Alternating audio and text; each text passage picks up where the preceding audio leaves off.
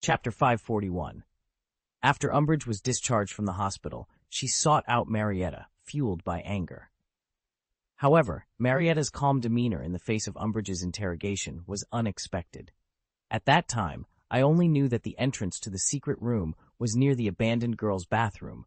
It didn't necessarily mean it was inside the bathroom, Marietta defended herself, her voice tinged with a hint of innocence. Who could have predicted something like this would happen? To prove her innocence, Marietta led Umbridge on a search around the abandoned girl's bathroom. After a cursory search, she quickly located the spot opposite the bathroom, based on the clues Ethan had provided in advance. There, they found a snake-shaped symbol on a faucet. Marietta pointed to the symbol, her tone thoughtful. Maybe this is the real way to open the secret room, like speaking Parseltongue to the faucet or something. A trace of doubt flickered in Umbridge's eyes upon hearing this. She remembered the moment she was locked in the compartment and began to question if she had been too hasty in her judgments. She summoned her auror to inspect the snake-shaped symbol. The investigation revealed traces of spellcasting near the symbol, and the symbol itself appeared to have been created much earlier than they had assumed. This meant that the possibility of the symbol being the real entrance to the secret room was high, and Marietta was innocent. Umbridge, a typically shrewd individual who trusts only her own analysis, was misled by her cleverness this time. Ethan's strategy played a crucial role. He had revealed only part of the information cleverly. The true deception lay in a truth that concealed part of the truth. According to the information Ethan provided, the entrance was in the abandoned girl's bathroom, but he did not specify its exact location. Thus, Umbridge could only rely on her judgment to find the entrance. The faucet, indeed part of the bathroom, was located at the door, while the cubicles were inside. This misunderstanding was solely due to Umbridge's misinterpretation and had nothing to do with Marietta. Following this revelation, Umbridge's suspicions about Marietta vanished.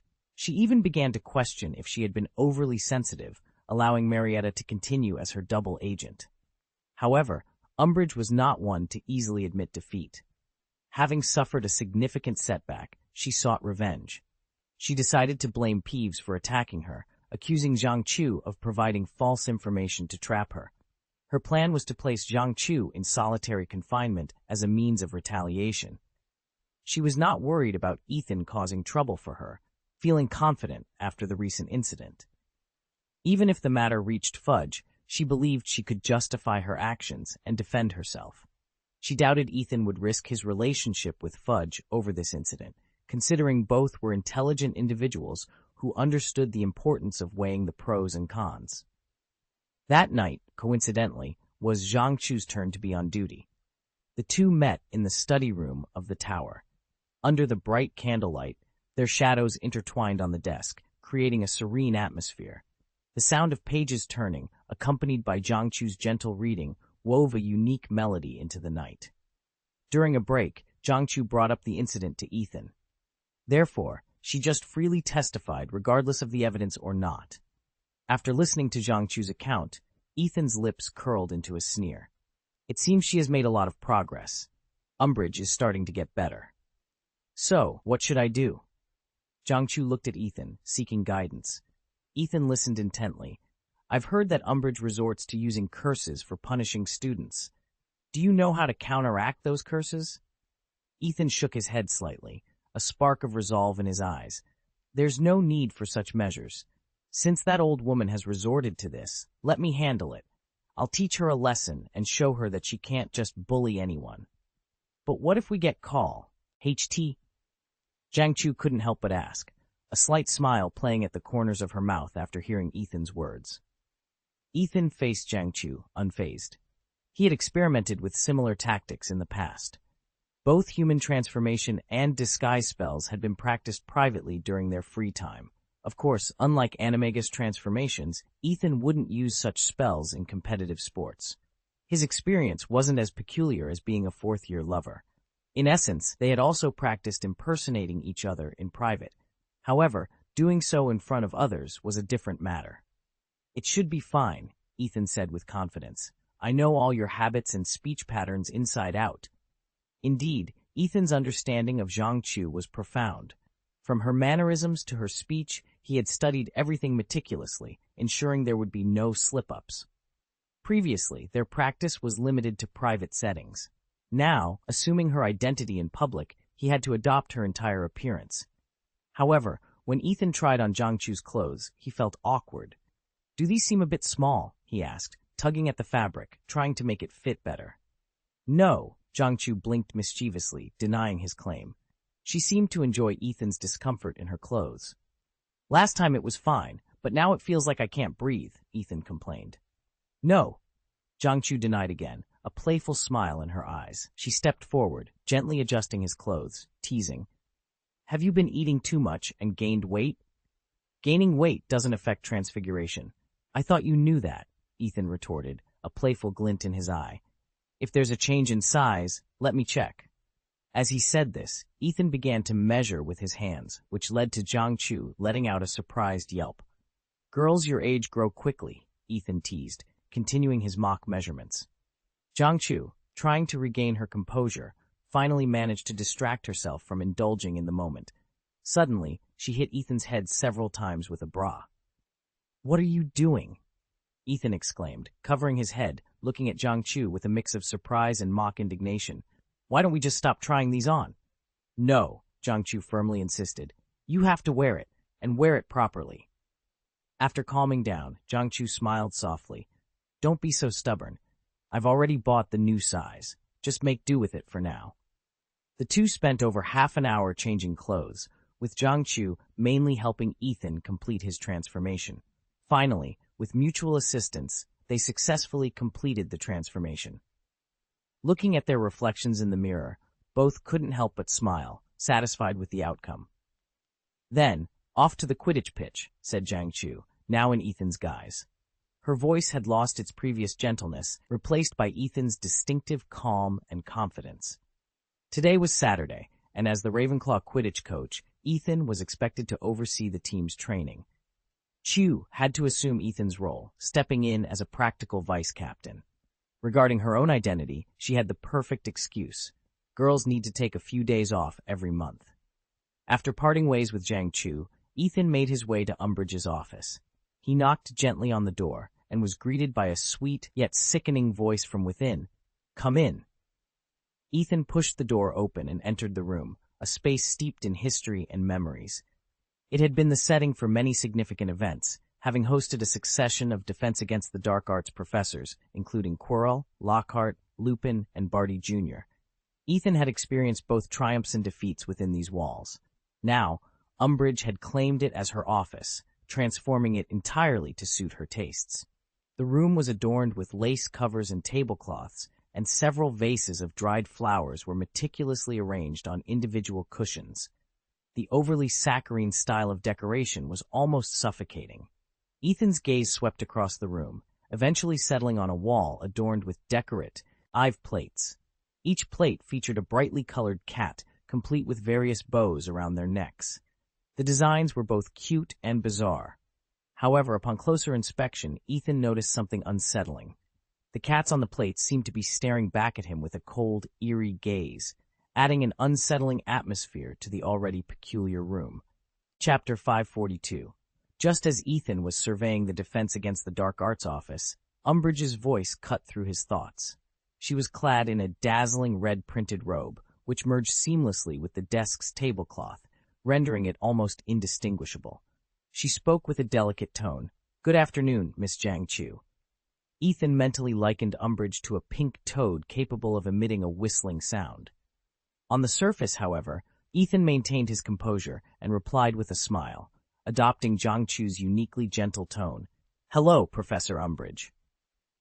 "Well, sit down," Umbridge instructed in her sweet yet unsettling voice, gesturing with a stubby finger towards a small table adorned with lace. A straight-backed chair had been prepared for Ethan next to the table, where a blank piece of parchment and a delicate quill were neatly arranged. Ethan's gaze quickly swept across the room, landing on another table situated on the opposite side. The positioning and decoration of this table were markedly different, seemingly set up for another guest, likely Harry, who had recently found himself in trouble again. Ethan couldn't help but think, this poor guy, always finding himself in hot water. I wonder what he did to upset Umbridge this time. He gracefully took a seat, doing his best to mimic Zhang Chu's elegant and composed posture. Ethan was aware that at this critical juncture, even the smallest detail could betray his identity. Shortly after, there was another knock on the door. "Come in," Umbridge called out in her distinctive tone. Harry entered, his eyes quickly scanning the room before settling on Umbridge and finally on Zhang Chu. His eyes brightened, emitting a glow that even Ethan found unsettling. "Sit down," Umbridge directed Harry to the table prepared for him. However, Harry didn't immediately take a seat. He hesitated, seemingly mustering courage before speaking. "Professor Umbridge, before we begin, I have a question." Umbridge's eyes narrowed with anticipation. "Oh, what is it?" she asked, almost excitedly. "I'm on the Gryffindor Quidditch team," Harry stated, straightening his back as if to display his resolve. "I'm supposed to participate in training tomorrow afternoon. I was wondering if my confinement could be rescheduled. I could make up for it on another night." Ethan was dumbfounded. Harry, who had previously confronted Umbridge with fearlessness and indignation in class, was now pleading for a change in his confinement schedule for Quidditch. Did Harry truly believe Umbridge would be so easily swayed? Or did he think he could manipulate Hogwarts to his liking? Ethan couldn't help but question Harry's thought process.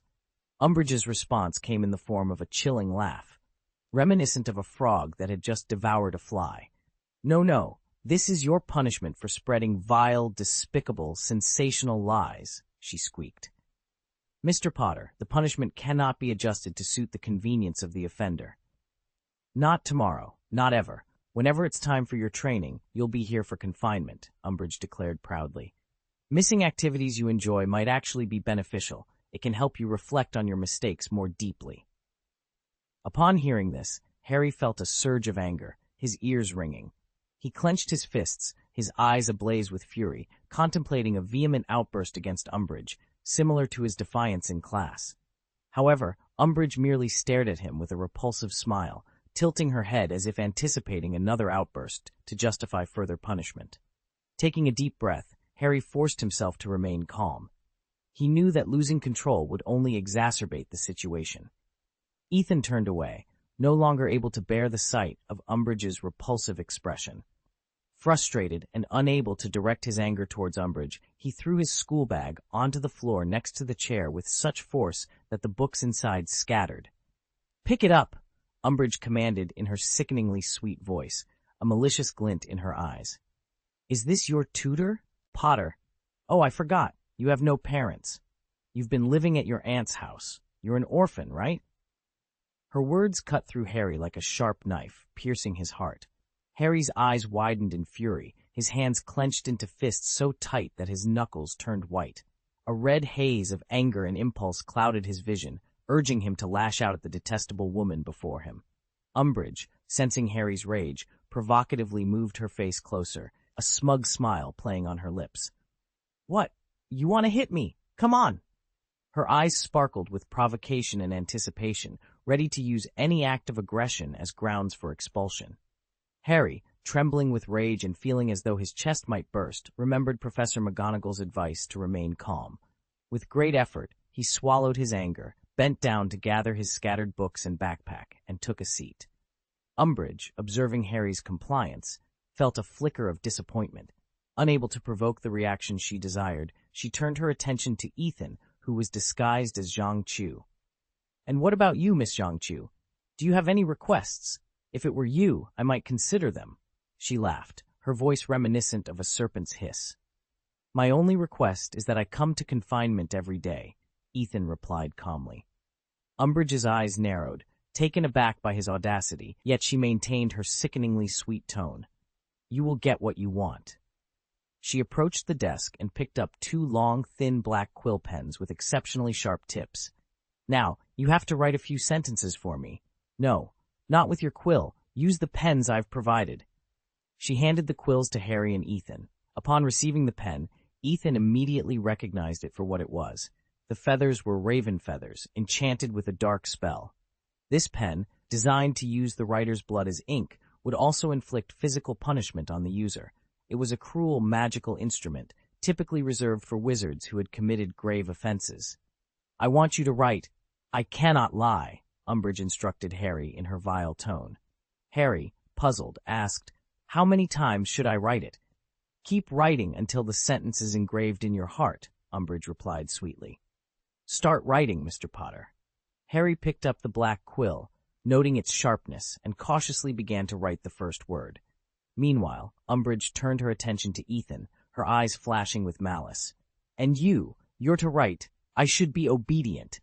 She emphasized the phrase "good boy" mockingly, seeking revenge on Zhang Chu for the public humiliation she had suffered. Ethan met her gaze calmly, unflinching. "Are you sure?" "Yes, I'm quite sure," Umbridge stressed, her tone dripping with sarcasm. "Dear Miss Zhang Chu, I believe you'll find this sentence to your liking." With that, Umbridge returned to her desk and began to bury herself in a pile of parchment, seemingly engrossed in correcting homework. However, her eyes occasionally flicked upwards, stealthily observing Harry and Ethan as they wrote. Seeing Zhang Chu's reaction, Ethan raised the black quill and gently waved it with his left hand, concealed within the wide sleeve of his robe. He didn't start writing immediately, but seemed to be preparing something, which puzzled Umbridge. However, she refrained from attacking immediately. After a brief moment, Ethan grasped the quill firmly, its tip touching the paper steadily, and he began to write swiftly. "I should be obedient."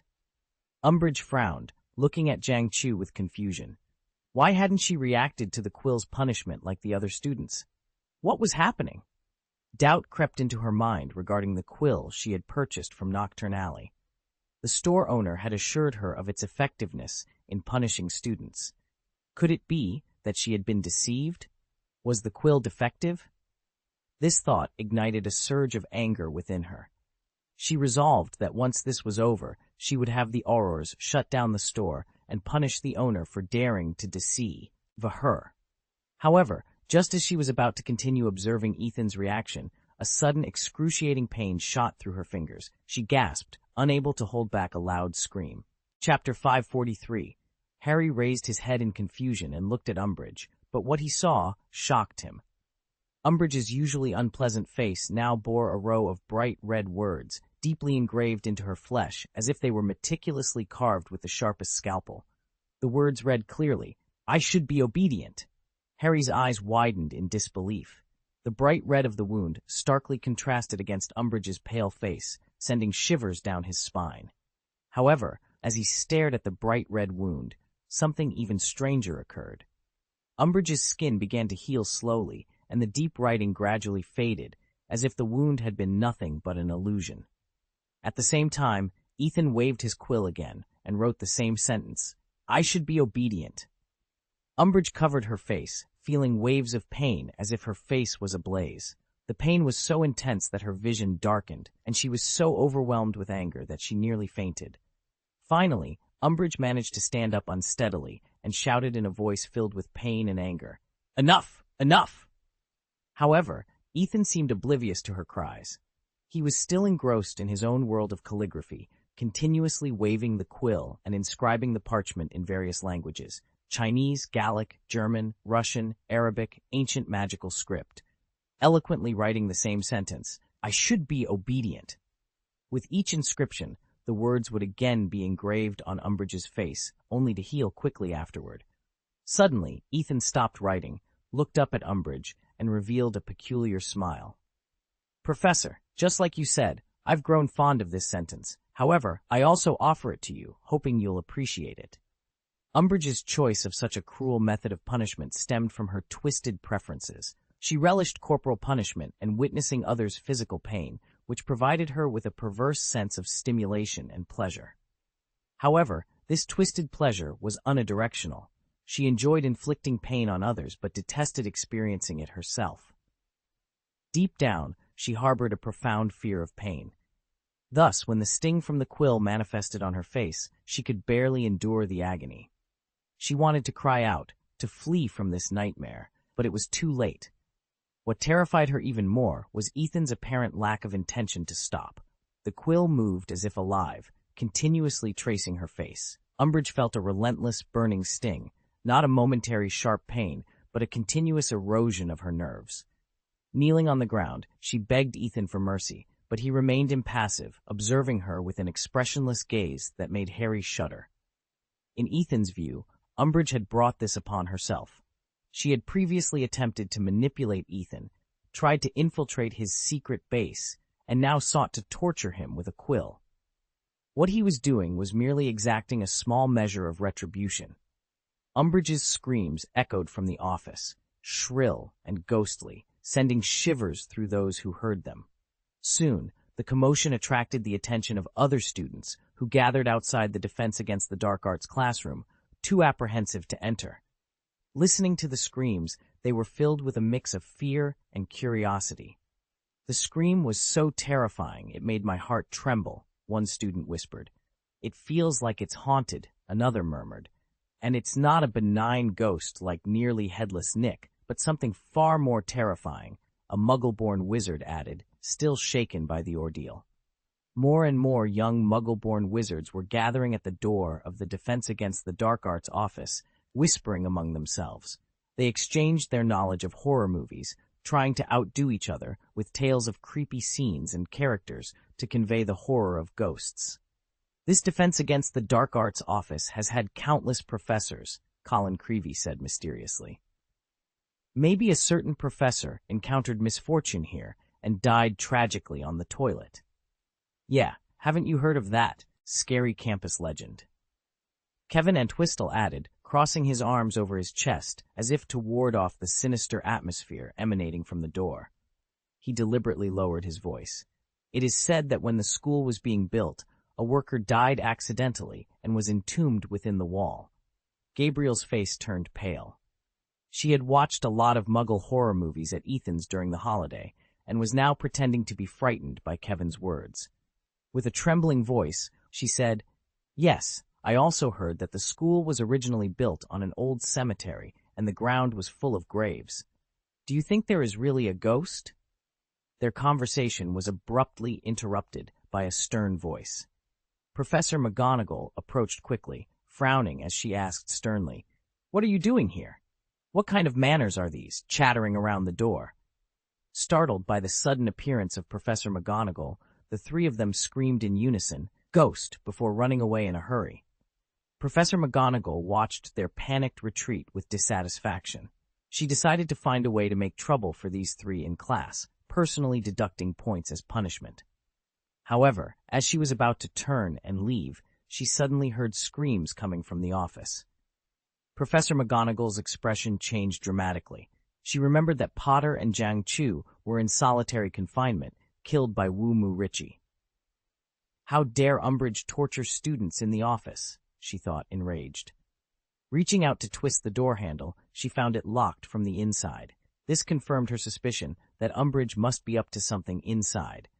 Professor McGonagall banged on the door, shouting, "Open the door." But there was no response, only continued screams. "Umbridge, if you're capable of corporally punishing students, then you're capable of opening this door," she yelled, her anger intensifying with the lack of response. She turned to the students and commanded, "Everyone, stand back!" Quickly, she pulled out her wand and pointed it at the wooden door. The students immediately moved back 7 or 8 meters, watching nervously. Professor McGonagall, holding her wand tightly, chanted, "Open sesame!" In her anger, she opted for the door blast curse over the more sophisticated Alohomora unlocking curse. The spell caused a deafening noise as the wooden door shattered. The walls on both sides were torn apart, and most of the wall collapsed to the ground. Professor McGonagall had acted out of concern for the students' safety, prepared to fight, if necessary, to rescue them from Umbridge's torture, even at the risk of imprisonment in Azkaban. However, when the dust settled and she saw the scene before her clearly, she was stunned. Things were completely different from what she had imagined. Amid the chaos of crumbling walls and shattered door frames, Jiang Chu sat with an elegance that seemed out of place, like a green lotus untouched by the surrounding mud. Her posture was impeccable, with knees together and legs splayed, her slender calves crossed gracefully. In her hand, she held a cup of steaming milk tea, savoring it alongside delicious macaron refreshments. The turmoil and the billowing gray smoke, remnants of Professor McGonagall's fury, didn't seem to reach her. Splintered bricks and swirling smoke were kept at bay by invisible barriers. Beside her, a piece of parchment and a black quill floated in the air, the quill scribbling autonomously, its handwriting elegant and fluid. In the corner, Potter stood, his posture that of a defeated man, observing the scene with a vacant expression. He was taken aback. The Zhangqiu he knew was gentle and reserved, yet here she was, displaying a formidable presence that left Harry utterly astonished. Professor McGonagall's gaze swept the room, eventually settling on Umbridge, who lay on the ground.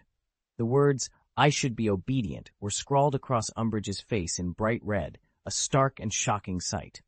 At that moment, Ethan snapped his fingers, and the quill ceased its writing. "Flo," a ting over to Professor McGonagall. "Professor McGonagall," Ethan began, his tone one of feigned innocence.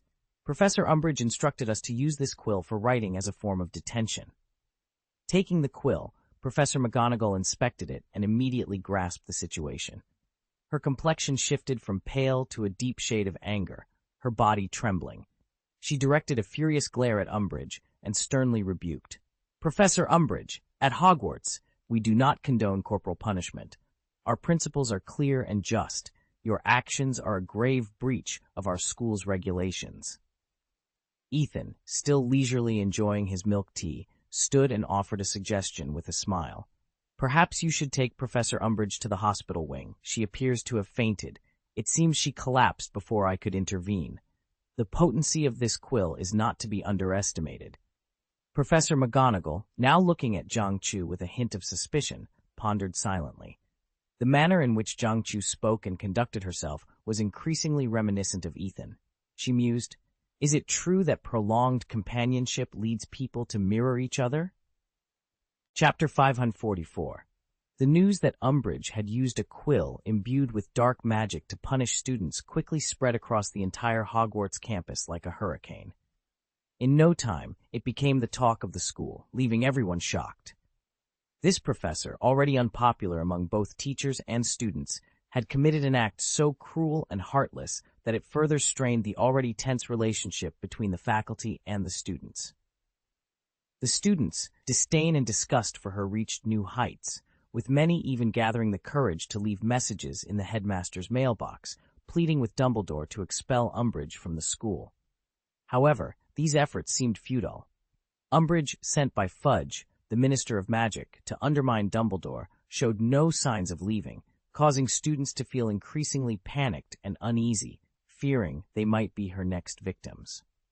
In this atmosphere, Ethan Jang's actions began to receive high praise from those young wizards who were dissatisfied with Umbridge. Harry vividly recounted the incident in the office, portraying Ethan as having subdued the detestable old toad Umbridge with a mere flick of his fingers. This portrayal not only dispelled Harry's fears, but also deepened his infatuation with Ethan. "She's so bold, I love it. I wish Ethan would treat me with the same roughness as she did Umbridge." Harry's enthusiastic endorsements rapidly boosted Ethan's popularity at Hogwarts, even threatening to eclipse Ethan's own. Yet Ethan herself was baffled by all this attention. After leading the Ravenclaw Quidditch team through a strenuous afternoon of training, she returned to find herself inexplicably hailed as the heroine of Hogwarts. "Ethan, what on earth did you do while I was away?" she wondered. As November arrived, bringing with it a sudden cold snap and biting winds, the students of Hogwarts remained undeterred, their hearts ablaze with anticipation for the upcoming Quidditch match. This year's opening match, a fierce battle between the Ravenclaw and Gryffindor teams, the champion and runner-up of the previous year, was particularly awaited with bated breath. Despite the announcement that Ethan Green, recognized as the world's strongest chaser, would not be participating this semester, optimism for Ravenclaw's victory remained high. Ethan had led Ravenclaw to 3 championships since joining the team in his first year. Had the Quidditch tournament not been suspended due to the Triwizard tournament last year, Ravenclaw might have been celebrating a 4th consecutive championship. This year presented a golden opportunity for Ravenclaw to claim their 4th championship and establish a dynasty, filling the team with confidence and eagerness to demonstrate their prowess. Meanwhile, the school was also busy preparing for the selection of the top 50 Quidditch players of the 20th century at Hogwarts. As the linchpin of the Ravenclaw team, Ethan naturally attracted considerable attention. Many believed he was already the greatest chaser in history, poised to add the title of first coach to his accolades with a fourth consecutive championship. In stark contrast to Ravenclaw's high morale, the Gryffindor team faced a worrying situation. Not only had they not secured a championship trophy in 9 years, but their once dominant Satsbuswos. The lineup had changed significantly. Today's team members were viewed as rookies by other colleges, with little expectation placed on them. Angelina, feeling the pressure, decided to adopt Wood's rigorous training plan that he had sent at the beginning of the school year. Believing that only through intensive training could the players' potential be fully realized, she organized daily training sessions with a multitude of exercises and tactical drills, making extra training before games a norm for the Gryffindor team.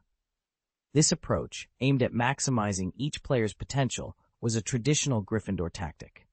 Meanwhile, Slytherin and Hufflepuff were closely monitoring the game's dynamics.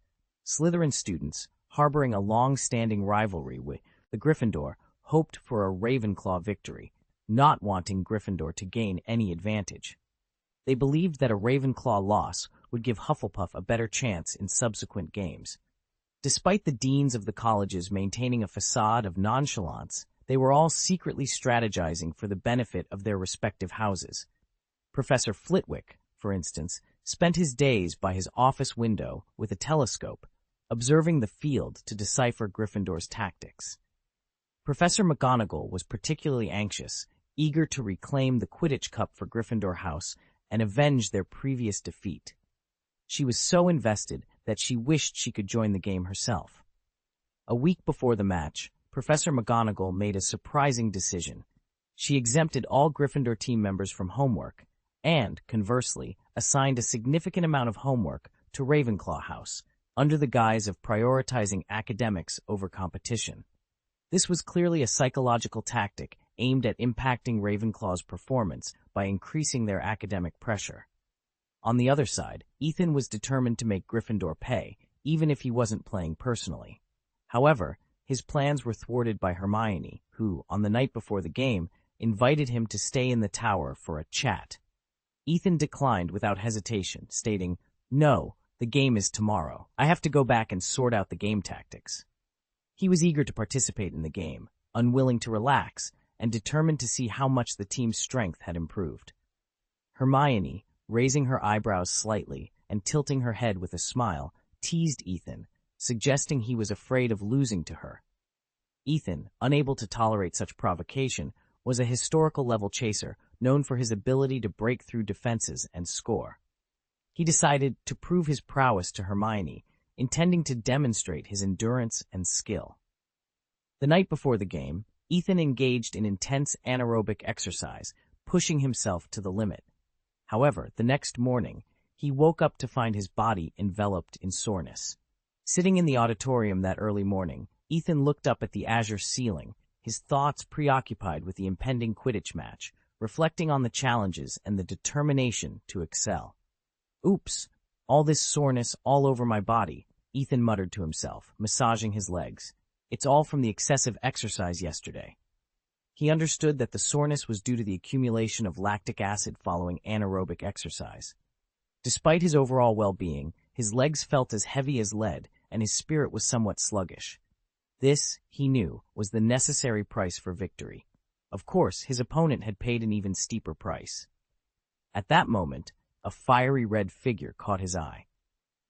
Ginny, carrying her firebolt, approached with a light step and sat down next to Ethan. She glanced at his slightly tired face and teased, "Ethan, were you so nervous about the game that you couldn't sleep all night?" Ethan's eyes widened in mock indignation. "Nervous? Please. Handling you Gryffindors is a breeze for us Ravenclaws," he retorted. As he said this, he poured himself a cup of cappuccino, only for Ginny to snatch it away swiftly. Since their first kiss, the relationship between the two had deepened, and Ginny's behavior around Ethan had become more bold and lively. "Hey, you!" Ethan shook his head in resignation and poured himself another cup. He took a sip, savoring the bitter and sweet flavors as they danced on his tongue. "Remember, I'm Gryffindor's new chaser," Ginny reminded him, puffing up her cheeks and glaring at Ethan in a mock show of anger. To Ethan, however, her expression seemed more flirtatious than anything. He couldn't help but be amused, though he kept a calm facade. He raised his head and lifted his heavy legs onto the chair in front of him. "Come on, help me massage my legs. They're so sore, yet it feels strangely refreshing. Simply awesome," he said, half joking. "Okay, maybe I'll even consider going easy on you in today's game." Ginny's eyes sparkled at his words. Without hesitation, she reached out and gently tapped Ethan's legs.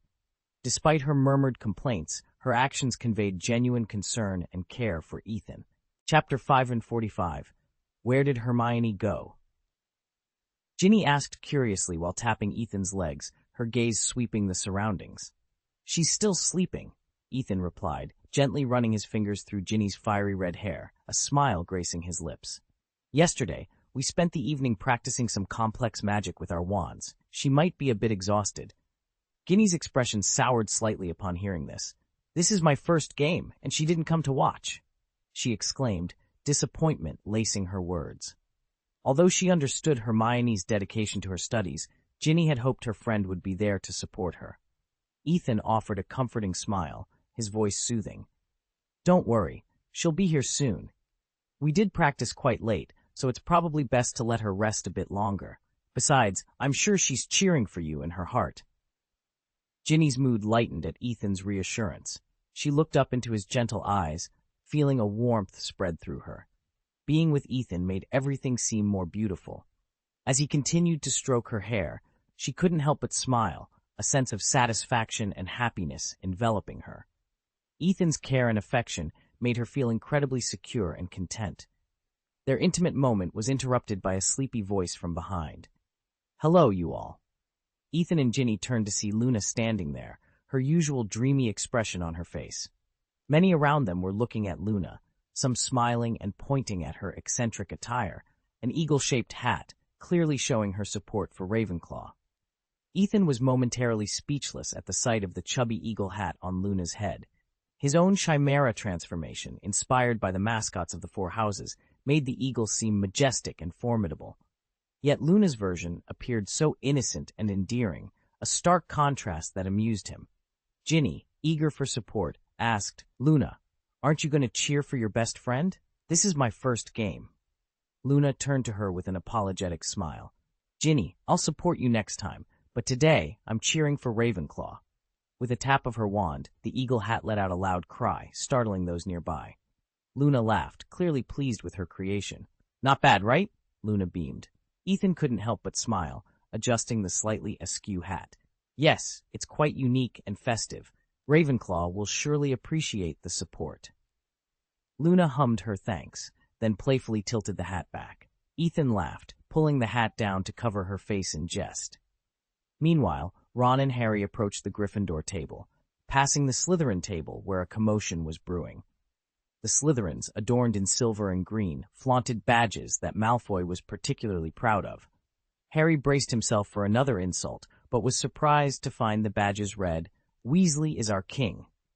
Harry observed the smug expressions of the Slytherin students, a mix of amusement and annoyance stirring within him. Ethan stood up, his heart filled with mixed emotions. He was relieved not to be the target of ridicule, yet an inexplicable sense of loss overshadowed his relief, as if he had fallen out of favor. At the entrance of the auditorium, Montague, the new captain of the Slytherin Quidditch team, shouted provocatively, "Weasley, have you reserved a bed at the school hospital? Don't let Ravenclaw beat you so badly that you end up in the infirmary." His words echoed, drawing laughter from the Slytherin students. Ron's face turned pale, and he clenched his fists, struggling to control his emotions. Malfoy's imitation of Ron's missed catch during practice only worsened matters, causing Ron to drop his croissant in shock. "It's okay, Ron. Just ignore them," Harry said, comforting him. Ron, pale and sweating, seemed not to hear Harry's words, his spirit seemingly drained from him. Harry gently guided Ron towards the Gryffindor table, where their teammates cheered them on, though the encouragement did little to lift Ron's spirits.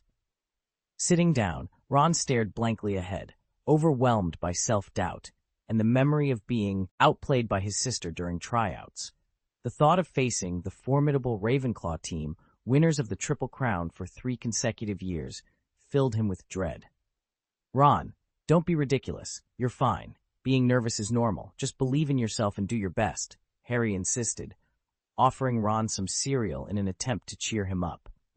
Angelina joined them, her voice booming. Let's head to the stadium when everyone's ready. Ron, we need you to cheer up. We're a team, and we need your support. Meanwhile, at the Ravenclaw table, Ethan stood up, surrounded by his teammates. The auditorium erupted in applause and cheers, a testament to Ravenclaw's 3 consecutive Triple Crown victories. Ethan led his team confidently through the hall and onto the frost-covered grass, their steps crunching softly, a natural accompaniment to their march. In the locker room, the atmosphere was relaxed. After 2 months of training, the team felt confident. They quickly changed into their jerseys and gathered at the door. As coach, Ethan was the first to step out, taking a deep breath and adjusting his tie before leading his team to the field. The stadium buzzed with excitement as the audience cheered for their favorite teams. The Arcane Eyes, a donation from Ethan for the Triwizard Tournament, now captured every moment of the Quidditch match, projecting the action into the void in real time. In the commentary box, Lee Jordan's commentary added rhythm and excitement to the unfolding game. A unique voice resonated as expected. Hello, everyone. Welcome to this thrilling Quidditch match. I am your favorite commentator, Lee Jordan. His enthusiastic voice instantly set the scene ablaze with excitement. Now, let's take a look at today's participating team members. Lee Jordan continued. 14 top players are already on the field. Many familiar faces are present in today's game. These veteran players, renowned for years, not only possess exceptional personal skills, but also embody the premier level of Hogwarts. Of course, we cannot overlook the dark horses of the new generation. These emerging talents are equally promising. Take, for instance, young player Ginny Weasley, the youngest sibling of the Weasley family. How will she fare in today's match? Let's wait and see. Lee Jordan's voice filled the commentary box. Dear viewers, now Coach Ethan Green personally takes to the field to lead his players in warming up. Look, this is the classic Ethan Green maneuvering the ball. Known as the strongest chaser in history, his scoring prowess is beyond question. The audience stretched their necks to catch a glimpse of this legendary figure. Ethan took a quaffle and skillfully weaved through the players. He accelerated, resembling a bolt of lightning streaking across the pitch. Then he effortlessly shook off the defender marking him. He's going to shoot! Lee Jordan exclaimed excitedly. This is Ethan Green's super long-distance shot. Observe this trajectory. Oh no. Lee Jordan's shouts came to an abrupt halt because the ball was outrageously off target. The ball flew out of the pitch without even grazing the boundary. The crowd erupted into a mix of reactions. Some shook their heads in disappointment, while others couldn't contain their laughter. Ethan stood there, rubbing his wrists with an embarrassed expression. He sighed, thinking to himself, this is truly mortifying. In the past, he could have made that shot with his eyes closed. Hermione was seated in the Gryffindor stands, looking even more exhausted than Ethan. She had just woken up, grabbed a quick lunch, and then rushed to the stadium to catch the game. Witnessing Ethan's awkward moment on the live broadcast, she couldn't help but blush and muttered under her breath, "Who is the strongest chaser? Weren't you always marked by me?" Chapter 546. Ethan was indeed closely guarded by Hermione. Previously, Ethan had boasted an impressive scoring rate, easily netting goals, even while accelerating at high speeds. However, this time, he seemed to be thwarted by Hermione's defense, missing 3 consecutive shots. Hermione, having successfully defended against one of the world's best chasers, didn't even seem to break a sweat by the end of the game. It was truly astonishing. The most shocking moment occurred when the quaffle unexpectedly hit Ron's head. Ron, who was sitting on the bench yawning, a good 20 or 30 meters away from the goalposts, was caught off guard. It was a rare misfire for Ethan. Despite his clear miscalculation, the quaffle found its target in an unexpected way. Had the game not yet started, Mrs. Hodge would have surely penalized him for a technical foul. Ethan gripped the quaffle, frustrated by the turn of events. Is it because I'm used to handling softer balls that I'm struggling with this one? He wondered, shaking his head. He made a mental note to himself. Next time he must catch it firmly with both hands. Such mistakes were unacceptable. However, with limited warm-up time, Ethan had to leave the field and return to the coaching bench before he could make any adjustments. It seemed that regaining his reputation would have to wait until the game's outcome. After all, he was not a player this time, but a coach. To a coach, personal performance mattered less than leading the team to victory. Dear viewers, the captains of both teams are now shaking hands. Li Qiaodan's enthusiastic voice echoed across the pitch. Under the watchful eyes of the audience, Zhang Chu, wearing the blue uniform of Ravenclaw, exuded both heroism and elegance, a perfect blend of strength and feminine beauty. Meanwhile, Angelina approached with the Gryffindor team, her eyes alight with determination, ready for the challenge ahead. As the two captains shook hands, a palpable tension filled the air. Angelina gripped Zhang Chu's hand tightly, a gesture of rivalry honed over several years. She aimed to unsettle her opponent with this show of strength. However, Zhang Chu, ever the formidable player, skillfully broke free from Angelina's grip with a clever maneuver, responding with a smile. Though brief, this exchange was loaded with significance, captivating the audience who eagerly discussed the rivalry between the two captains, speculating on who would gain the upper hand in the upcoming game. The captains quickly rejoined their teams, and as Mrs. Hooch blew the whistle, the game officially began. 14 players soared into the air. Ravenclaw kicks off. Li Qiaodan announced excitedly. Bradley has the ball, and Gryffindor is employing a flanking tactic. Oh, the quaffle is passed to Chambers, Chambers to Jeremy, then back to Bradley. What a fantastic series of quick passes. The commentator's fervent narration added to the mounting tension and excitement among the spectators. Bradley, after receiving the ball, began a swift forward dash, his movements as quick and precise as lightning. Just when it seemed he would break through, he executed a surprising maneuver. Bradley doesn't go for the break, Lee Jordan exclaimed. He's fooled his opponents. The Gryffindor chasers have flown off in the wrong direction, leaving their goal wide open. For a rookie, Bradley's flight and strategic skills are remarkable, showing a level of intelligence not often seen in newcomers. It appears Ethan is also quite adept at coaching his players. Bradley attempts a mid-range shot from outside the penalty area, but alas, the ball veers off course. Jordan's voice carried a note of disappointment as the quaffle arced high before missing its mark, leaving the Ravenclaw players visibly disheartened. Then, the game's momentum shifted dramatically. Ethan, just as Ravenclaw missed all 3 of their shots during the warm-up, experienced a similar start in the actual game. The Eagles displayed excellent teamwork and made timely steals, launching 3 consecutive attacks. However, perhaps due to the nerves of the 2 newcomers, every shot that seemed certain to score ended in failure, squandering these opportunities. This dealt a significant blow to Ravenclaw's morale. The players returned to their half, disheartened, allowing Gryffindor to seize the moment and launch a fierce counterattack. Galena, a seasoned player, used her extensive game experience and sharp intuition to notice Ravenclaw's struggles. She quickly adapted their strategy to a defensive counterattack approach. The game-changer was Ginny, who with Ethan's firebolt showcased her incredible speed and flying skills. She became a formidable force for Gryffindor, ready to breach the opponent's defense at any moment. When Ravenclaw missed their 4th shooting opportunity, determination sparked in the eyes of the Gryffindor players, sensing their chance had arrived. Ginny, with her exceptional skills, effortlessly caught a long pass from Angelina. A simple acceleration allowed her to break through Ravenclaw's defense as if it were non-existent. In Tenzu, the commentator announced excitedly as the Gryffindor players erupted in cheers. Yet, the game was far from over, turning into a showcase of Ginny's talents. Whether through long-pass counterattacks or solo efforts, she dominated the field. She led Gryffindor in 4 consecutive rounds of brilliant long-pass counterattacks, widening the score to 40-10. Angelina clenched her fists, having battled Ravenclaw for 4 years. She had never experienced such a fulfilling match. She understood the significance of this game for Gryffindor. If they couldn't win against such a team, then their Quidditch team's existence would be questioned.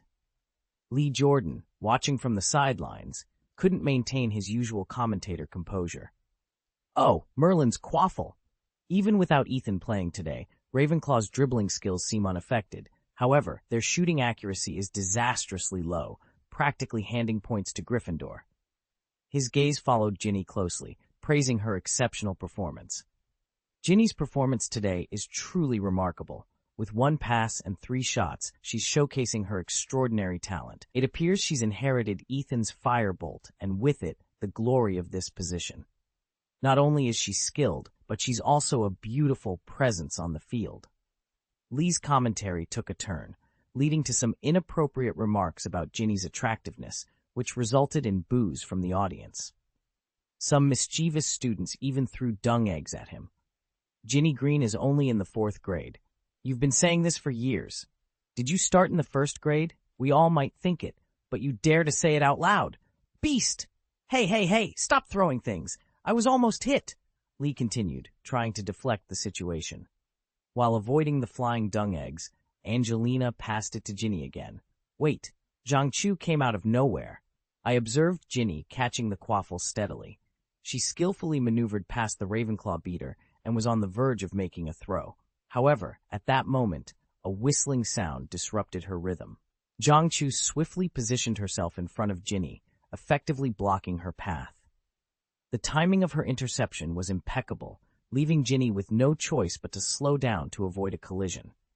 The live broadcast then switched to a different angle, revealing that while Zhang Chu was drawing Ginny's attention, Jeremy had stealthily approached from behind.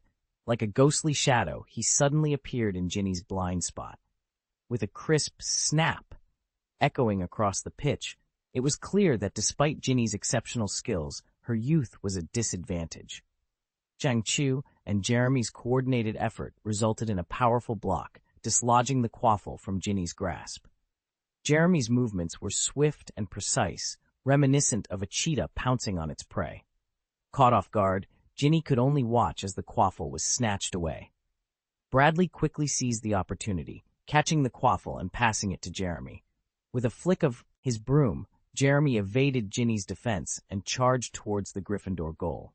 Ginny, fueled by frustration, pursued him but maintained a distance of 3 meters, her expression challenging him to take the shot. However, Jeremy remained unaffected by Ginny's provocation. Having competed in the Quidditch Cup alongside Ethan for 3 years, his experience far surpassed that of most Hogwarts players. Despite being a substitute, his understanding of strategic play was profound. He recalled Ethan's advice, I would rather make 0 for 30 shots than 0 for 9 shots. Yet, Jeremy knew better than to take reckless shots during a match. In Quidditch, the difference between scoring 2 or 3 points was irrelevant. What mattered was the 10 points. Thus, he opted for a more calculated approach to scoring, aware that excessive mistakes could tarnish Ravenclaw's reputation in Hogwarts history. Ethan had already provided guidance from the sidelines. Given their low shooting percentage that day, the best strategy was to penetrate the defense and create scoring opportunities directly. Chapter 5:47. However, just as Jeremy was about to make a breakthrough, Ginny, like a tenacious little leopard, entangled him. In that moment, Angelina quickly adjusted her defense, blocking Jeremy's path, while the twins caught up from behind, effectively double-teaming him. Gryffindor's defense today is really airtight. Lee Jordan's voice echoed across the field. But it seems Angelina is struggling against Jeremy's aggressive moves. Jeremy fought hard to find an opening on the court, getting close to Ron. It was Ron's debut game, and expectations were high for him to display a defensive prowess akin to Wood's. However, the game took an unexpected turn. Oh my God, Lee Jordan exclaimed. Ron predicted the wrong position. Jeremy dashed towards the left basket, but he went right, creating a huge gap. This mistake was costly. Despite Jeremy's usual poor shooting, the gap allowed him to easily score. Ravenclaw ended their scoring drought, making it 50-20. Lee Jordan lamented, Ravenclaw has finally scored again. Ron really needs to step up his game. What was he thinking? Ravenclaw's offense continued to press. Chambers executed another feint, and an overly eager Ron made another blunder, allowing Chambers to score 10 points easily. Lee Jordan praised. Despite Ravenclaw's low shooting percentage from the outside, they're decisive in crucial moments. This is the strength of the Galaxy battleship. With 2 consecutive goals, Ravenclaw's morale was boosted. The 3 chasers abandoned their flashy play for a more direct approach, creating opportunities by driving in. This straightforward style might have been countered by a defensive expert like Wood, but against a novice like Ron, Ravenclaw players moved unchallenged, as if they were in their own living room. Gryffindor suffered 3 consecutive interceptions by Ravenclaw. Ginny, having trained extensively with Ethan, not only improved her magical skills, but also her Quidditch abilities. Realizing her individual prowess was not enough to bridge the gap in training and skill between Gryffindor and Ravenclaw. Observing her teammates, Ginny felt a twinge of disappointment. The quality of her teammates was noticeably lower than that of their opponents. With 3 newcomers in the team, their coordination was lacking.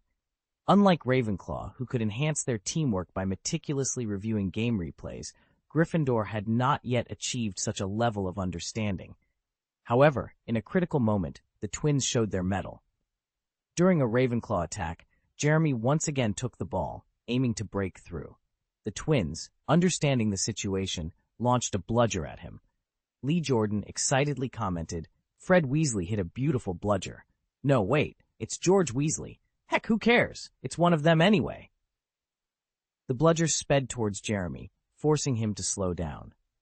At that crucial moment, Jiang Shu, Ethan's hand-picked deputy, showcased her exceptional skills by drawing the bludger's attention away from Jeremy. Her performance on the field was nothing short of amazing, demonstrating her ability to not only fulfill her role, but also to strategically influence the game's dynamics.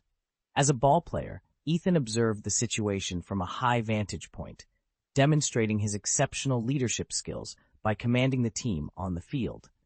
In critical moments, Ethan always stepped forward to solve problems for his teammates. During the live broadcast, Ethan, pursued by a bludger, flew directly towards Harry. Harry, watching Ethan approach, felt a surge of excitement, momentarily believing Ethan was coming directly to him, perhaps even to embrace him. However, just before Ethan could reach Harry, she skillfully maneuvered her firebolt, turning sharply upward. The bludger missed its target and instead headed straight for Harry, who was caught off guard and narrowly managed to evade it, though he remained under relentless pursuit. Meanwhile, Jeremy seized the opportunity to break free from the bludger's interference and dashed towards the scoring area. The Gryffindor chasers were taken by surprise and couldn't react in time, leaving Jeremy and Ron in a one-on-one duel. To everyone watching, it seemed a goal was inevitable. Angelina, realizing the gravity of the situation, made a bold move to intercept Jeremy. The collision between them was thunderous. "Oh, crap!" Lee Jordan exclaimed, protesting Mrs. Hodges' foul call against Angelina. "This is obviously not a foul," he argued passionately, defending Angelina's actions. "Lee Jordan," Professor McGonagall interjected, admonishing him for taking sides. "I'm not biased," Lee Jordan insisted, explaining that Angelina had used her shoulder, not her elbow, in the collision. However, his explanation went unheard as Jeremy confidently approached the penalty spot and scored, tying the game at 70-70. Jeremy launched another aggressive attack, and Ron, with determination, managed to intercept the ball. He was about to pass it to Angelina when he was suddenly distracted by a mocking song emanating from the Slytherin stands. The song ridiculed Ron's abilities, calling him "our king" in a sarcastic tribute to his supposed incompetence. The taunts visibly affected Ron, who, in a moment of distraction, accidentally passed the quaffle directly to Bradley of the opposing team. Lee Jordan lamented Ron's critical mistake as Bradley, surprised by his sudden possession of the quaffle, hesitated before taking action. Ron stood frozen, overwhelmed by regret and self-blame, as the Slytherin's mocking song echoed in his ears, fueling a growing rage within him. Lee Jordan, unable to contain his frustration, shouted encouragement to Ron, urging him to focus on the game rather than the taunts, but the damage was done. Bradley seized the moment, breaking through Gryffindor's defense and scoring easily. "Ah, Ravenclaw has gone ahead," Lee Jordan announced, as despair filled the Gryffindor stands. Ron's mistake had not only cost them a goal, but had also placed Gryffindor in a more challenging position, all while the Slytherin's mocking chorus continued to haunt him. In the auditorium, the advantage Ginny had finally established was lost to her brother once again. Harry's heart tightened. He instantly abandoned the idea of searching for the golden snitch, not even bothering to meet Zhang Chu's gaze. Instead, he turned and stared at Ron, his eyes filled with disappointment and anxiety. The cheers erupted like a tide once more, but this time they celebrated Ravenclaw's victory. Ron stretched his arms in desperation, attempting to rectify his mistake, but the quaffle slipped past his armpit as if mocking him and mercilessly penetrated the center ring of the goal. "Ron, you've given me too many chances," Lee Jordan bellowed, dissatisfied. "Is this how Ravenclaw counts on you to give away points?" In the Slytherin stands, the singing grew louder and more arrogant. "Weasley was born in a trash can and always puts the ball in the goal." Each word felt like a knife stabbing into the hearts of the Gryffindors. "Harry, what are you doing?" Angelina screamed, her voice laden with anxiety and confusion. "Hurry up and chase Zhang Chu. Don't just stand there. Get moving." However, it was too late. Harry looked up to see Zhang Chu riding a firebolt straight into the sky. At this moment, she was unconcerned with the situation, commands, or cooperating with her teammates. Her eyes were firmly locked on the golden snitch. Harry hurriedly activated his broom to catch up, but Zhang Chu's speed was unmatched. No longer the novice seeker in need of Ethan's protection, she demonstrated outstanding physical fitness and skilled flying skills, surpassing Harry in both speed and agility. Despite Harry's best efforts, the distance between them only grew. Zhang Chu effortlessly stretched out her arms and caught the golden snitch. "I have been captivated by the stars these past 2 days, but I will resume my work tomorrow." Chapter 548, the game's climactic conclusion. The game ended amidst a chorus of exclamations. Zhang Chu, with the golden snitch firmly in her grasp, felt a surge of victory flood her heart. She couldn't resist raising her hands in triumph, executing an impossible 50 backflips on her broom as if to proclaim her success to the world. Of course, that was an exaggeration. However, during the live broadcast, she did perform a graceful dance on her broom, her movements as elegant as a butterfly in flight. Then, she flew straight to the coaching bench, leaping into Ethan's arms, showering him with kisses, and expressing her joy and excitement in her unique way. In that moment, she demonstrated her prowess on the field, proving that even without Ethan, she could lead the team to victory on her own. Her actions were a declaration to all. Zhang Chu had transcended her former self. Harry sat on his broom, a picture of dejection, his face masked in pain, as if crushed by the weight of the unexpected defeat. On one hand, he recognized that his lapse in focus was a key factor in Gryffindor's loss. On the other, witnessing Zhang Chu's intimate celebration with Ethan on the field tore at his heart. Despite Harry's mistake costing Gryffindor dearly, no one in the team was inclined to blame him. His consistent success in catching the golden snitch and securing victories for the team meant that an occasional error could not diminish his talent and contributions. The real issue lay with the goalkeeper, Ron. As the team's last line of defense, his frequent errors had put Gryffindor at a disadvantage. Wood's goalkeeping prowess had earned him respect and admiration in countless games. When Ron took over, the Gryffindors had high expectations, believing he would uphold the Weasley family's Quidditch legacy. His siblings had all made their mark on the field, from champion seeker Charlie to the Beater twins, and Ginny, who excelled as a chaser in this game. Moreover, having Harry Potter as a close friend and supporter bolstered confidence in his abilities. However, the outcome of the game defied expectations. Ron's performance was disastrously below par, with each mistake seemingly playing into the opponent's hands. It was as if he were not guarding the goal, but rather aiding the enemy. Lee Jordan's frustrated commentary summed it up. Ravenclaw might as well thank Ron for the points. Harry even contemplated suggesting to Professor McGonagall that Ron might have been compromised, intentionally sabotaging the game. The Gryffindor spectators expressed their disappointment and frustration, directing their ire at Ron. Although Lee Jordan had spoken in anger, as a commentator and Gryffindor alumnus, he ultimately stood by the team. He declared, "The Gryffindor game has ended. It's regrettable that we couldn't achieve the desired outcome, but our fans, the hundreds of Gryffindor supporters will stand by the team until the very end. As he attempted to interview his classmates, a Gryffindor student, adorned with the house emblem and visibly agitated, snatched the microphone, exclaiming, "Do you even deserve our support? Is this what we deserve? Refund our money."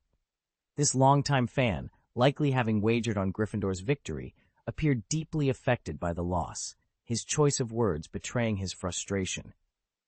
At that moment, the Slytherin war song began to play, perfectly timed to the unfolding drama. Malfoy turned his back to the crowd, holding his wand aloft like a true conductor, leading the Slytherin chorus. The wand's tip flickered with fluorescent light, producing musical notes that filled the air in rhythm with his movements. With a subtle flick, he cast the amplification curse, and the voices he directed swelled like a tidal wave. The Slytherin stands erupted in song, their voices melodious and echoing through the empty stadium. Weasley was born in a trash can. He always puts the ball into the goal. The Slytherins sang loudly, "Weasley is our king." The song, catchy and mocking, left a distinct impression. However, to the Gryffindor, it was nothing short of insulting. Suddenly, a bludger shot out of nowhere, striking Malfoy in the back with the precision of a cannonball. He lost his balance and crashed to the ground. The stands erupted into chaos, with boos, jeers, and angry shouts creating a tumultuous atmosphere. Mrs. Hodge attempted to restore order with a sharp whistle, but it was barely audible over the din. Pansy rushed to Malfoy's side, her cheeks streaked with tears, cursing, "Whoever dares to harm my Malfoy, I'll make them pay." Malfoy's mouth was bloody, his front teeth missing. Amidst the chaos, Pansy's voice stood out. It was George Weasley. He aimed to hurt Malfoy. Despite his injuries, Malfoy's sarcastic nature remained. "I've never seen such a terrible goalkeeper. But what can you expect from someone born in a dustbin? How about it, Potter? You like my lyrics, right?" Harry, ignoring Malfoy, searched for Ron, calling out his name. Ron seemed oblivious to both Harry's calls and Malfoy's taunts, silently picking up his broom and walking towards the locker room, his figure silhouetted against the sunset, a picture of desolation. "We should write more lyrics," Malfoy taunted, undeterred by Harry's silence. "We wanted to sing about his mother, but it's hard to find rhymes for fat and ugly. And his father, keeping such useless trash." Fred and George, overhearing Malfoy's taunts, were furious, but Angelina intervened. "Ignore him. Let's show Slytherin what we're made of in the next game. Teach this uncultured brute a lesson." Malfoy, however, was relentless. "But you like staying with the Weasleys, don't you, Potter?" he sneered, spitting out blood and teeth. "How do you stand the smell?" Unable to tolerate Malfoy's provocations any longer, Harry charged at him. Holding back from using his wand, Harry instead punched Malfoy in the stomach with all his might. Malfoy doubled over in pain, his face contorted.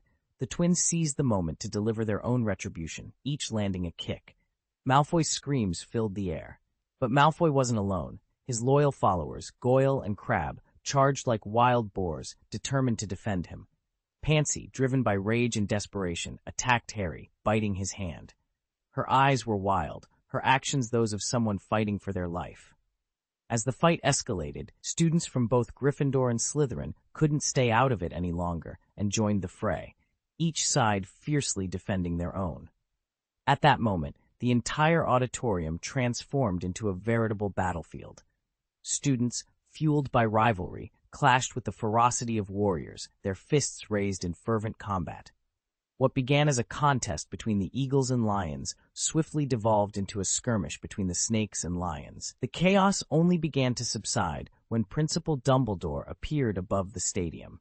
With a wave of his wand, he unleashed a powerful spell that separated the combatants. His expression was a mix of anger and disappointment. At this critical juncture, with Voldemort's resurrection a stark reality, Dumbledore's voice echoed through the stadium.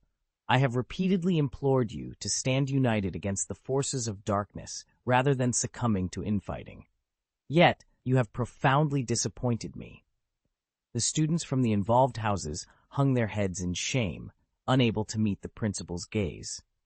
In response to the debacle, Dumbledore announced a severe punishment, a deduction of 200 points from each of the offending houses. This news was met with jubilation from the students of Ravenclaw and Hufflepuff, who, without any involvement, found themselves unexpectedly advancing in the race for the House Cup. However, the drama was far from over. Professor Umbridge, though absent from the scene, observed the entire event through a telescope from the small attic of the school doctor's office. Seizing the opportunity to exacerbate the situation, she, in her capacity as the senior undersecretary to the minister, declared that Harry Potter and the Weasley twins would be permanently banned from playing Quidditch. This announcement sent shockwaves through the school. Umbridge, by rights, did not possess the authority to enforce such a ban. However, the recent enactment of Educational Decree No. 24 by Minister Fudge granted her unprecedented power. This decree stated that the High Inquisitor held ultimate authority over all disciplinary actions, sanctions, and rights revocations involving Hogwarts students. Essentially, she could mete out punishment to anyone without oversight from the principal or any head of house. Initially, Umbridge considered banning Harry's close friend Ron as well. However, after some contemplation, she decided that allowing Ron to remain on the team could potentially be more detrimental to Gryffindor's performance. This decision was ironically in line with the adage, "As long as I am deemed useless, no one can exploit me." Chapter 549. Shortly after the thrilling match between Ravenclaw and Gryffindor, Umbridge finally concluded her prolonged stay in the infirmary and resumed her classes. While recuperating, Umbridge heard a rumor from Marietta suggesting her string of misfortunes was due to a curse placed by the Defense Against the Dark Arts professor. Initially, Umbridge dismissed this rumor, which had been circulating since the school year began. However, as her misfortunes piled up, the rumor took root in her mind, growing more real and terrifying with each incident. Sitting in her office, Umbridge frowned deeply as she pondered her long-coveted position of Defense Against the Dark Arts professor. She had lost count of how many times she had reviewed the files of her predecessors, only to find evidence that seemed to confirm the existence of a curse on the position. The curse appeared to have reached its peak of power. Records indicated that before Harry Potter's arrival at Hogwarts, although the position saw frequent turnover, most professors left under relatively benign circumstances, typically resigning for personal or family reasons within a year. However, the fate of those who held the position after Harry Potter's arrival seemed genuinely cursed. Professor Quirrell died at 26 during Harry's first year. In Harry's second year, Professor Lockhart's career was destroyed, and he was sent to Azkaban. Professor Lupin, during Harry's third year, initially seemed to fare better, but within 2 years, he faced severe stigma and nearly ended up in Azkaban for attacking a student. In Harry's fourth year, Moody was intended to be the professor, but spent the entire year imprisoned, while his imposter, Barty Crouch Jr., met a grim fate at the hands of the Dementors. Now, with Harry Potter in his 5th year, Umbridge couldn't dismiss the pattern. The facts laid bare a troubling question. Was it merely coincidence that no Defense Against the Dark Arts professor had lasted more than a year for decades? The answer seemed clear to her, and the realization filled her with a bitter sense of irony. She had unwittingly stepped into a cursed abyss. Will I really encounter something unexpected before the semester ends, as that old liar predicted? Umbridge murmured to herself, unable to accept such a fate. Thus, a plan began to form in her mind, to resign from the Defense Against the Dark Arts position before the semester's end, thereby avoiding the curse. This seemed the best course of action after her extensive research. Those who had resigned early, including Lupin, had managed to escape unscathed. Lupin's relatively good fortune only turned due to his own actions beyond his tenure. However, as a professor appointed by the Ministry of Magic, Umbridge couldn't simply abandon her post. Relinquishing the Defense Against the Dark Arts position without sacrificing her influence at Hogwarts required a strategic move.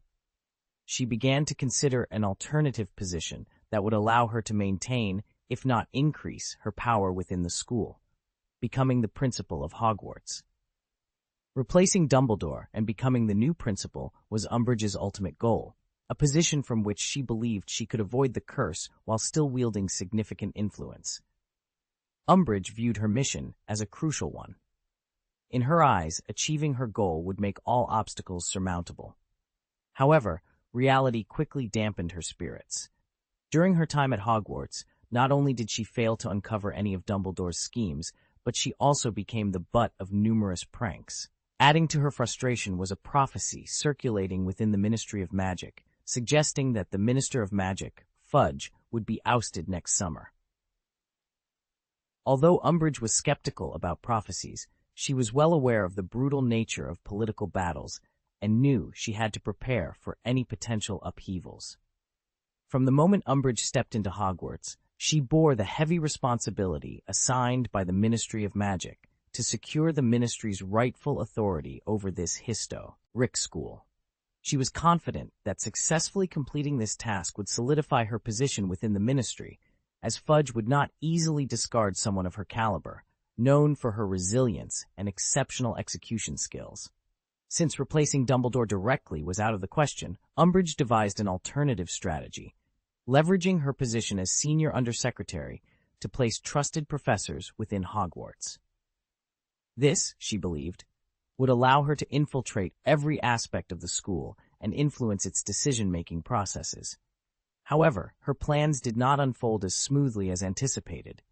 Her attempts to find faults with the professors yielded no significant results, and a series of events subsequently eroded her authority.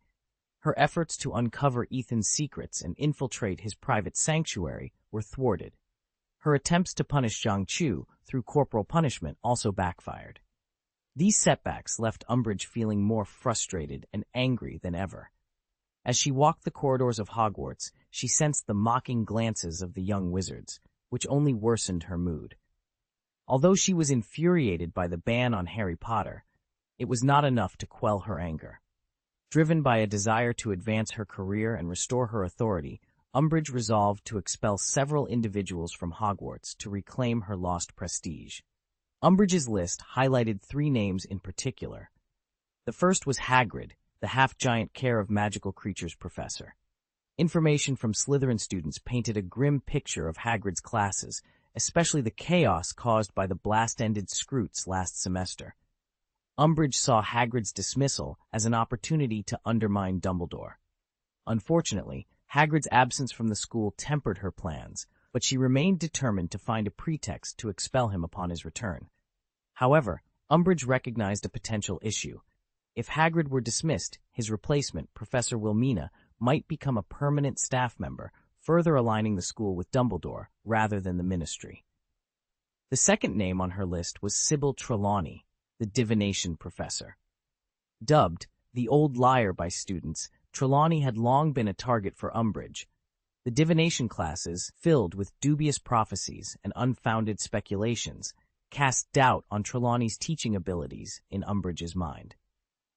She believed that removing Trelawney would pose a significant challenge for Dumbledore in finding a suitable replacement, thereby creating a vacancy that would be difficult to fill.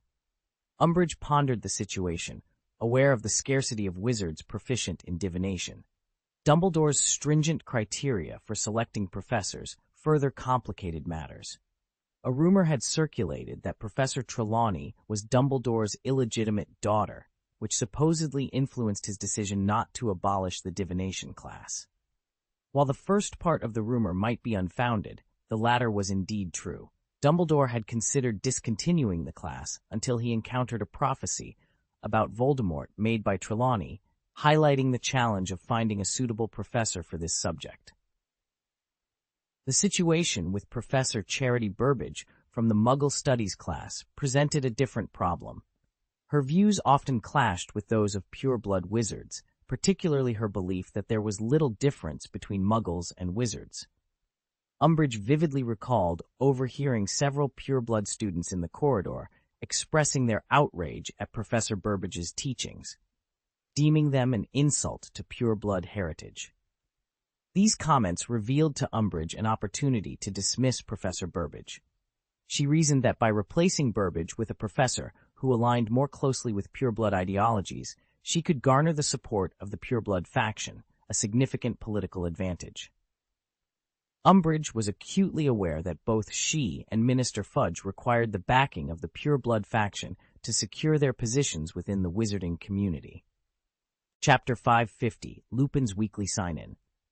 Just a few days after the Ravenclaw and Gryffindor match, it was time for Remus Lupin to visit the Ministry of Magic. Accompanied by 2 employees from the Werewolf Registration Office, Lupin was adhering to his weekly sign-in procedure. Thanks to a compromise Dumbledore had reached with Fudge, Lupin avoided the dread of Azkaban.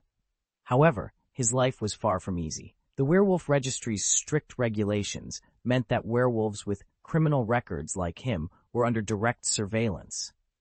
He was restricted in his movements, unable to live freely, embark on long journeys, or even leave the borders of the country. Employees from the registration office would check on him weekly, ensuring he signed in at the office and spent every full moon under their strict supervision. As Lupin and the registration office staff entered the Ministry of Magic through its gleaming golden gates, they headed towards the elevator. A young clerk promptly pressed the button marked "Down," summoning the elevator with a clang. The golden gate slid open with a jingle, and they joined the flow of people into the elevator. The wizard expertly pressed the 4th button, the gate slammed shut, and the elevator began its descent, the chain clicking rhythmically.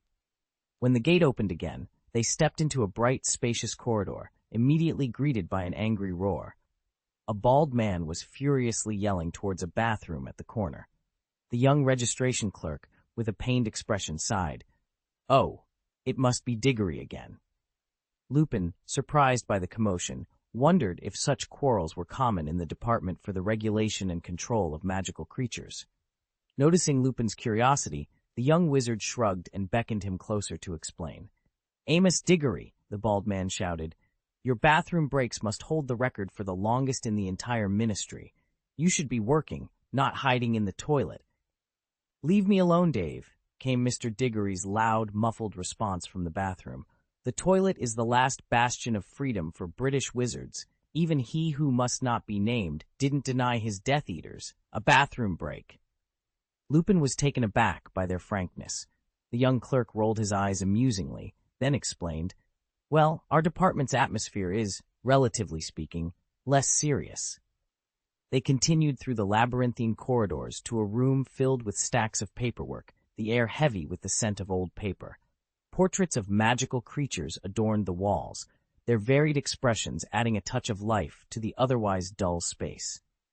"Documents on various magical creatures are stored here," the young wizard explained, gesturing towards the mountains of paperwork. "Your registration documents are included." "Ah, Professor Lupin, no offense, but you'll also need to fill out a form detailing your whereabouts for the next week." He retrieved a form from a pile and handed it to Lupin. Having been present during Lupin's farewell from Hogwarts, the young wizard felt a measure of sympathy for him. He chose his words carefully, aiming to be polite and avoid causing any distress. At that moment, a languid female voice echoed at the doorway, piercing the fleeting silence. "Apologies for the intrusion, but I need to take Mr. Remus Lupin with me," Penelope Clivet announced, standing poised at the entrance, her arms crossed. Adorned in a sleek new black Auror uniform, her appearance was a striking blend of simplicity and elegance, sharply contrasted by the vivid allure of her crimson lips, making her resemble a dark goddess. "Miss Penelope, I must apologize for any offense, but according to our regulations, your Auror department is not authorized to meddle in the affairs of the Department for the Regulation and Control of Magical Creatures. This matter involves interdepartmental collaboration and—" The young wizard began, his voice laced with a mix of bravery and respect. He was well aware of the woman before him, a renowned figure in the Ministry of Magic. Miss Proudmoore initiated the purge against the Crouch faction. Penelope had boldly locked her superior and several colleagues in an office to prevent any collusion. Her audacity and strategic acumen were legendary, not to mention her connections with the formidable Killer Star among the Aurors and a background that commanded widespread respect. Yet he was duty-bound to state his case. Before he could finish, Penelope casually waved her hand, sending a golden permission order fluttering before him as if animated by its own will. Recognizing the signature of Katlana Presto, his superior's boss, the young wizard hastily reviewed the document. It explicitly transferred all responsibilities regarding Remus Lupin's surveillance to Penelope Clivet. This unexpected turn of events left him no choice but to comply. With a resigned sigh, he processed the transfer document, casting an apologetic glance towards Professor Lupin. "I'm terribly sorry, Professor Lupin. This decision comes from higher up," he explained softly, then watched as Penelope decisively escorted Remus Lupin away. Professor Lupin, though bewildered by the unfolding situation, recognized Penelope. He recalled her as a seventh-year Hogwarts student and head girl during his first year teaching defense against the dark arts. She was a formidable and courageous student who, alongside Ethan and others, had successfully repelled the Dementors on the Hogwarts Express. Lupin remembered Penelope as a key ally of Ethan and Gianna, joining Gianna's company immediately after graduation. As he followed Penelope out of the Ministry of Magic and through a seamless teleportation, Lupin's curiosity piqued. They re-emerged in a serene valley, encircled by dense foliage, the air rich with the scent of fresh earth. Entering what Penelope referred to as the giant sanctuary, Lupin felt the ground tremble beneath them. The sound of massive footsteps approached rapidly. Instinctively gripping his wand, Lupin turned towards the source of the noise. A small group of giants emerged into the sunlight, their figures becoming increasingly distinct.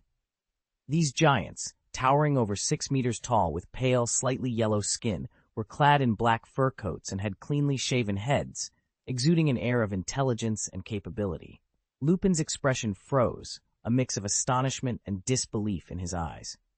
The giants he had encountered before were markedly different, characterized by their bulky, clumsy forms.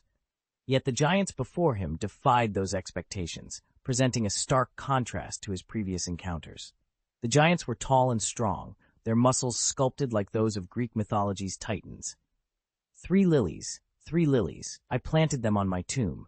A proud rider has been there and broken off these flowers. Having spent some time in the Muggle world to avoid discrimination in the wizarding community, Lupin had gained a certain appreciation for Muggle culture and lifestyle. He noticed that the giants' movements bore a striking resemblance to those of a Muggle army. They maintained a neat formation, advanced with powerful strides, and sang songs. The lyrics, seemingly relaxed and romantic, felt eerie against the backdrop of the giants' strict formation and the uniform thuds of their thick leather boots. As the giants passed, Lupin had to cover his mouth and nose to block the drifting smoke. He glanced at Penelo, who continued forward, expressionless, seemingly indifferent to their surroundings. Lupin realized that even if he asked, she wouldn't divulge any meaningful information. Still, the sight of the giants filled him with concern. What were their intentions? Why were they here? If he managed to leave alive, he knew he had to inform the Order of the Phoenix and Dumbledore about the situation. After a while, Lupin's spirits lifted as he noticed some rest areas at the field's edge, where the atmosphere was noticeably more relaxed. Among the giants, he saw wizards in white coats, clearly the staff, mingling and even playing poker with the giants. The cards, magically enhanced, automatically expanded to a size suitable for the giants. The players, giants and staff alike, sat together, engrossed in the game, their faces lit with joy.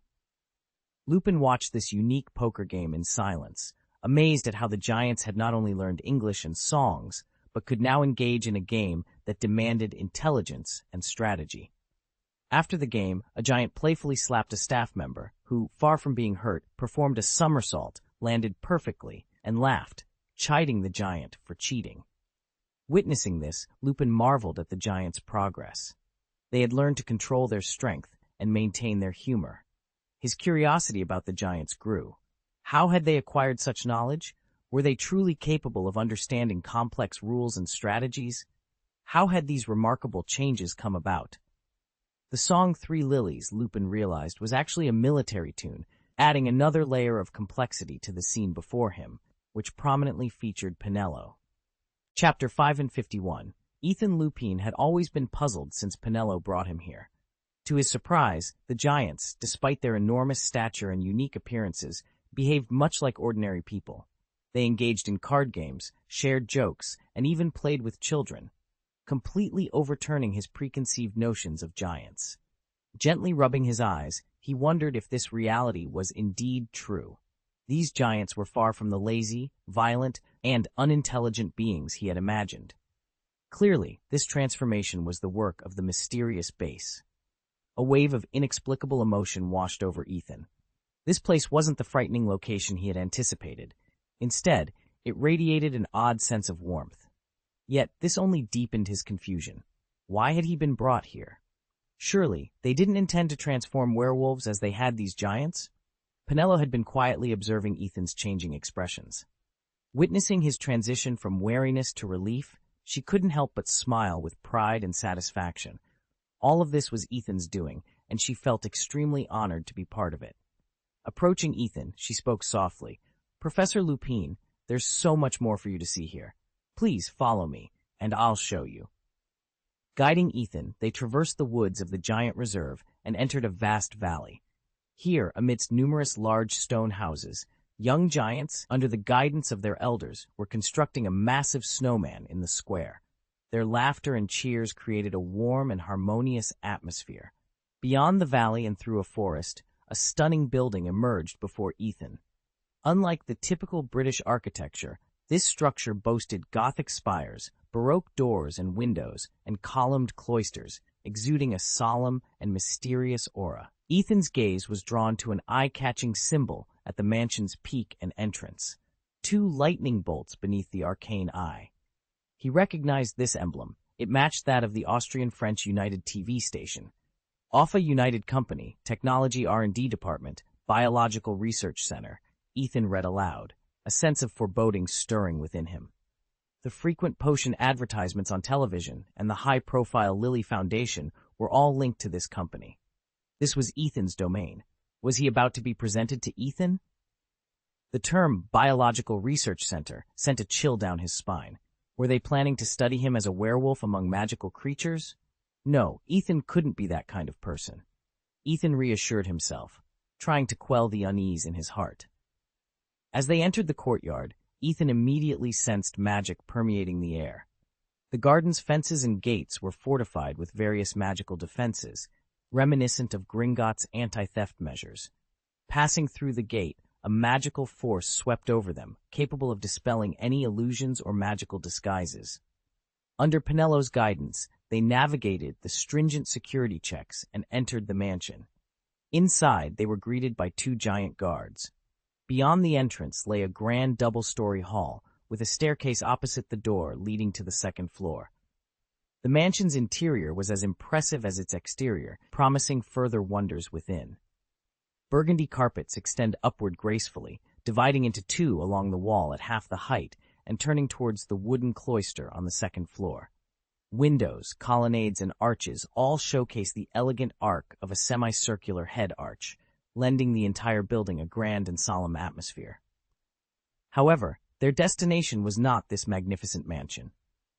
Penelo walked to the fireplace in the hall with familiarity, took a deep breath, stepped into the fireplace, and faced forward. Just as she was about to collide with the brick wall, her figure rippled like water waves and then disappeared behind it. This scene reminded Ethan of Platform 9 and 3/4. He followed closely, stepping into the fireplace like Penelo. A strange coldness instantly enveloped his body, and when he opened his eyes again, he found himself in a brand new space, a real biological research center with a heavily guarded atmosphere that made Ethan feel a little depressed.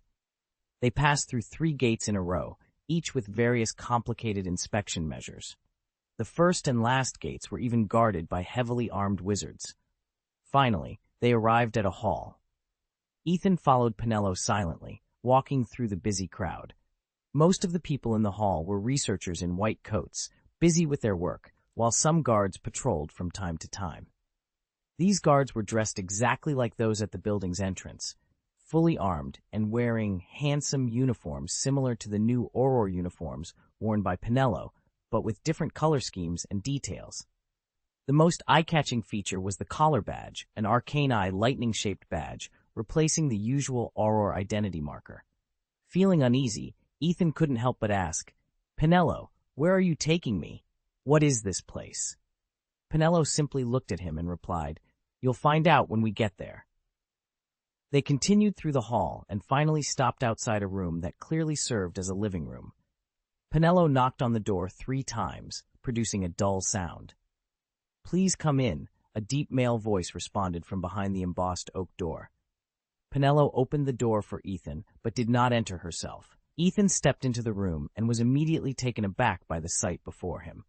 The room's decoration was extremely luxurious, from the gorgeous lights hanging from the ceiling to the carefully carved reliefs on the walls, and every piece of exquisite furniture, all exuding an indescribable luxury and taste. The murals on the walls, themed around medieval magic history, were particularly eye-catching. Each mural was lifelike, seemingly narrating ancient and mysterious stories. Ethan was surprised to find that the wizard with a walrus beard from the first floor of Hogwarts was also depicted. In the mural, the wizard was shaking his beard exaggeratedly, adding a touch of vitality to the mysterious room. In the corner of the room, a black-haired boy wearing a Ravenclaw school uniform sat behind a desk. He raised his head, nodded at Ethan, and then a silver-white teapot and teacup on the desk flew towards Ethan, making him a cup of fragrant black tea. Ethan looked at the boy, feeling a complex emotion surge within him. He used to be this boy's professor, but now he found that he could no longer easily call him by his first name. "Ethan, Mr. Green, I thought you would be at Hogwarts by now," he said cautiously. Ethan smiled warmly at Ethan. "No need to be so formal, just call me Ethan, Professor," he said. "In fact, I haven't been staying at school much this semester. I have a lot to deal with, including this biological research center project," Lu Ping said, his voice tinged with a mix of bitterness and helplessness. He looked at the young man before him. Although his demeanor was friendly, Lu Ping's heart felt heavy, as if a boulder pressed against it, preventing him from relaxing his guard. He remembered Dumbledore's warning and realized that despite the boy's youth, he was already a master of legilimency. In the past, Lu Ping might not have considered this a significant concern, but after spending some time at the base, his suspicions about the boy had grown. Consequently, even though his control over occlumency was not perfect, Lu Ping made a concerted effort to shield his thoughts from prying eyes. Ethan did not directly address Lu Ping's wary gaze. Instead, he smoothly changed the subject, asking, "Professor Lu Ping, do you have any specific plans for the future?" His tone was relaxed and easygoing, as if engaging in a casual conversation with an old friend. Lu Ping frowned, pondering the intent behind Ethan's question. Was Ethan trying to offer support during his moment of vulnerability? A wave of irritability and unease surged within him. "To be honest, I haven't given it much thought yet. However, I'm considering returning to Sirius," he replied, striving to sound decasual and unaffected. Ethan shook his head gently, a hint of regret and understanding in his voice. "I think we could be more honest with each other, Professor Lupin. I'm sorry you feel so wary of me now, but I believe you've seen the Rita Skeeter report in the Daily Prophet. The article falsely suggested that your lycanthropy might have infected Sirius. From what I understand about you, and aside from your secret activities with the Order of the Phoenix, you have no real intention of seeking out Sirius." Lu Ping was taken aback, not expecting Ethan to be so well informed about his situation. He took a deep breath, attempting to calm his voice. "In that case, Ethan, can you be honest with me? Please tell me, what is the real purpose behind asking Miss Cravat to bring me here to meet you? I hope for your support with custom orders, flowers, monthly tickets, comments, and rewards. If you have any votes, please consider giving them to me as the author. This means a lot to me." Chapter 552. Lupin did not deny his worries. After all, Ethan's performance in the Goblet of Fire, the strength he now showed, and his public attitude towards Voldemort all made him anxious. What concerned him even more was that Penelo had brought him here to showcase Ethan's sphere of influence like a tour. The heavily armed guards, giants, and even a television station, all of it belonged to Ethan. This convinced Lupin that Ethan definitely had some ulterior motives. The return of Voldemort was an undeniable fact, yet Fudge, the Minister of Magic, still chose to turn a blind eye. His own actions had subtly shifted the school director's attitudes towards Dumbledore, leaving the great principal in an isolated and challenging position. In this precarious moment, Dumbledore still maintained his calmness and restraint, advising the Order of the Phoenix not to act rashly so as not to alert the enemy. However, if Ethan really chose to cause trouble at this time, Lupin dared not think further. Ethan seemed to notice Lupin's worries and doubts. He stepped forward and asked softly, "Professor Lupin, why do you think werewolves suffer such harm in wizard society?" Lupin frowned, looking into Ethan's deep eyes, feeling an inexplicable emotion surge within him. Despite their long acquaintance, Ethan's thoughts had always been elusive. Lupin was certain that Ethan was not one to discriminate against werewolves. So, what was the purpose of his question? Taking a deep breath, Lupin tried his best to answer from a bystander's perspective. Is it because werewolves have caused the death of many innocent victims? Or is it because their existence threatens the stability and harmony of wizarding society?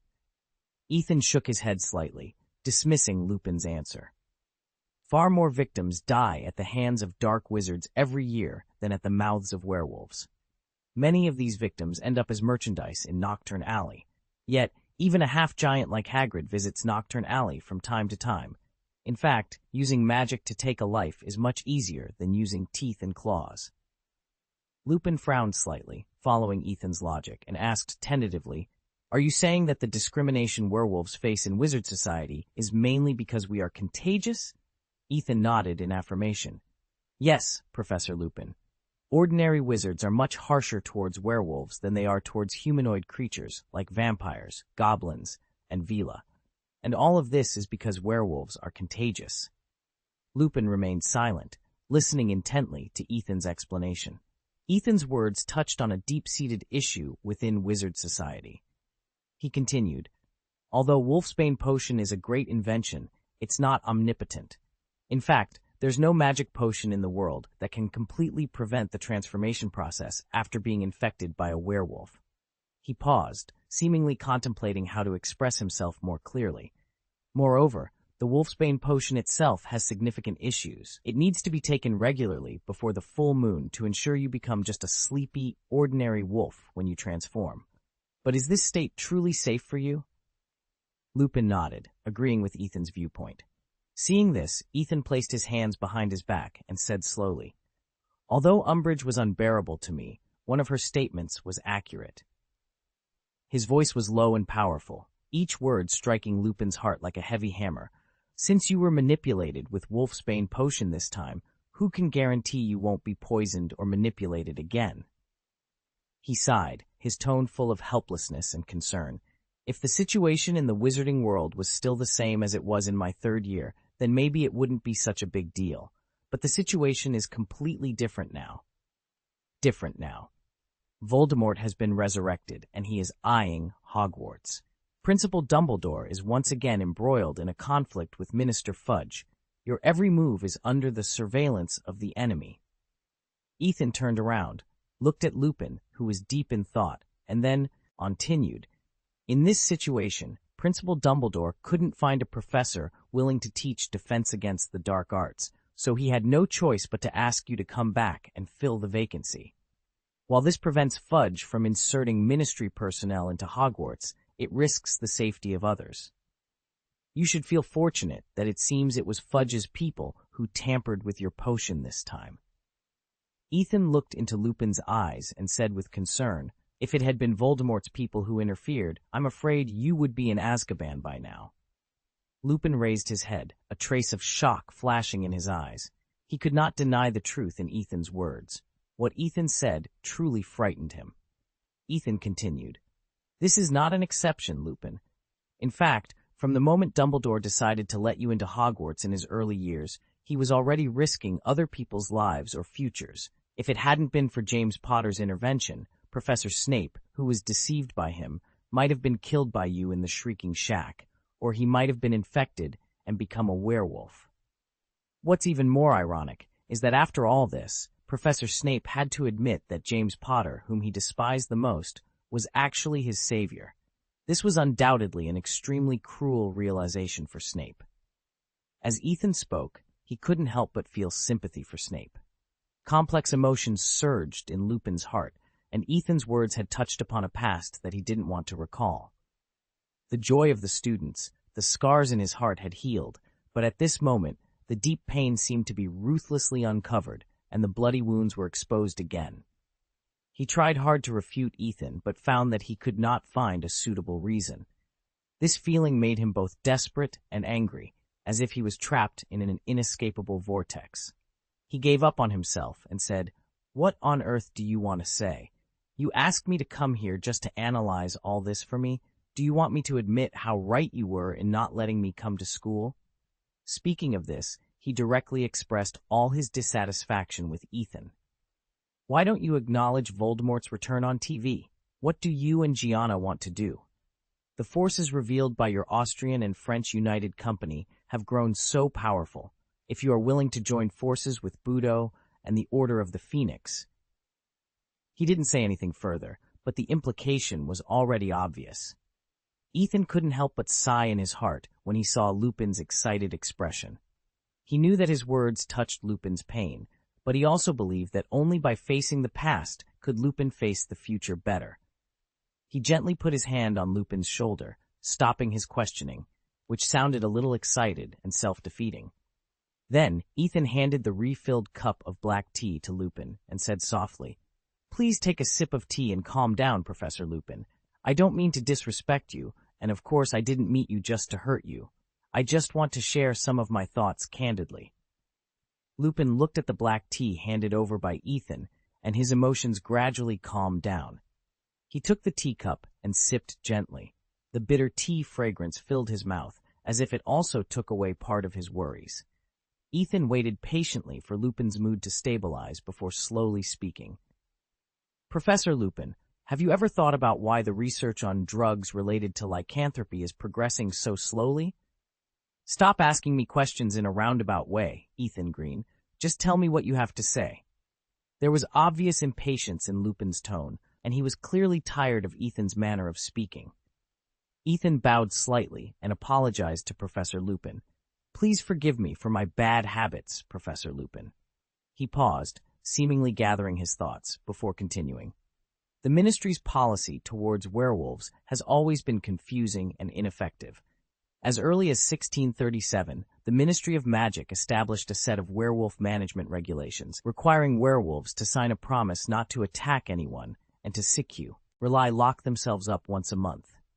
You can probably guess the outcome," Lupin interjected with a sneer. "No one came forward to sign, because no one was prepared to walk into the Ministry of Magic and admit they were a werewolf.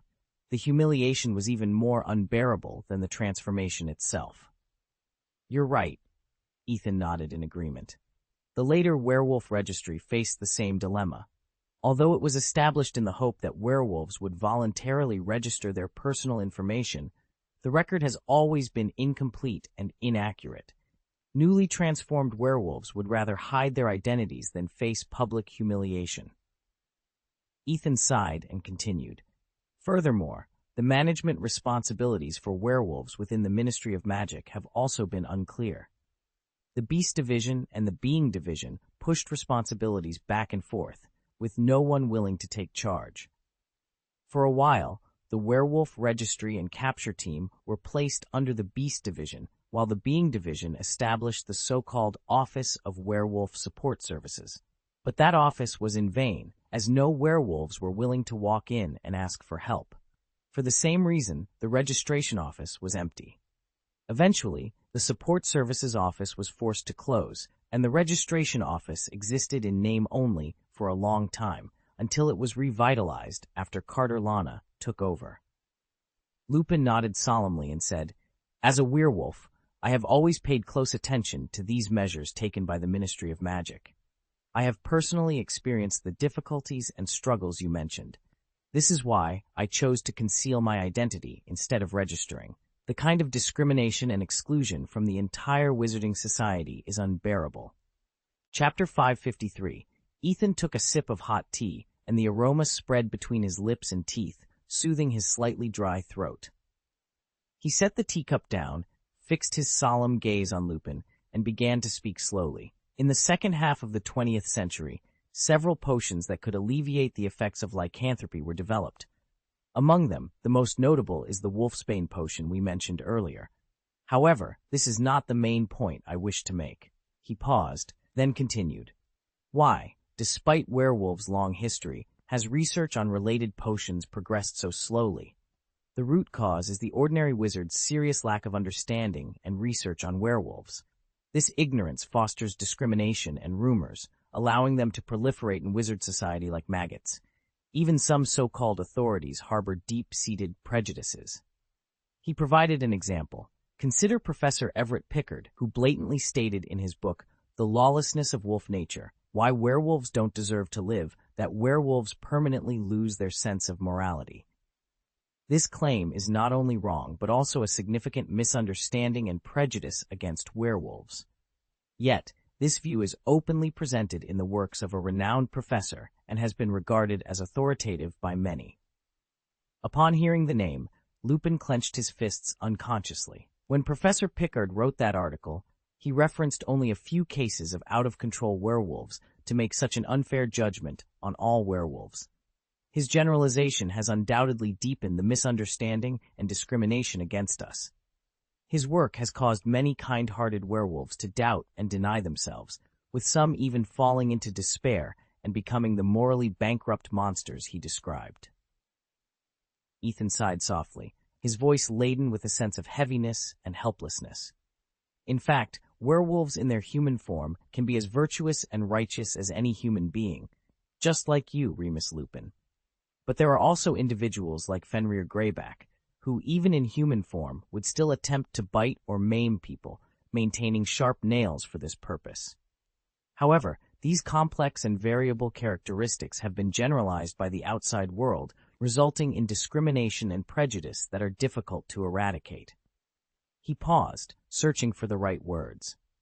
This discrimination and prejudice have built an invisible wall that isolates werewolves from ordinary society, and ordinary wizards have further deepened their discrimination and prejudice against you due to your avoidance and concealment. It's a vicious cycle, making your situation increasingly difficult.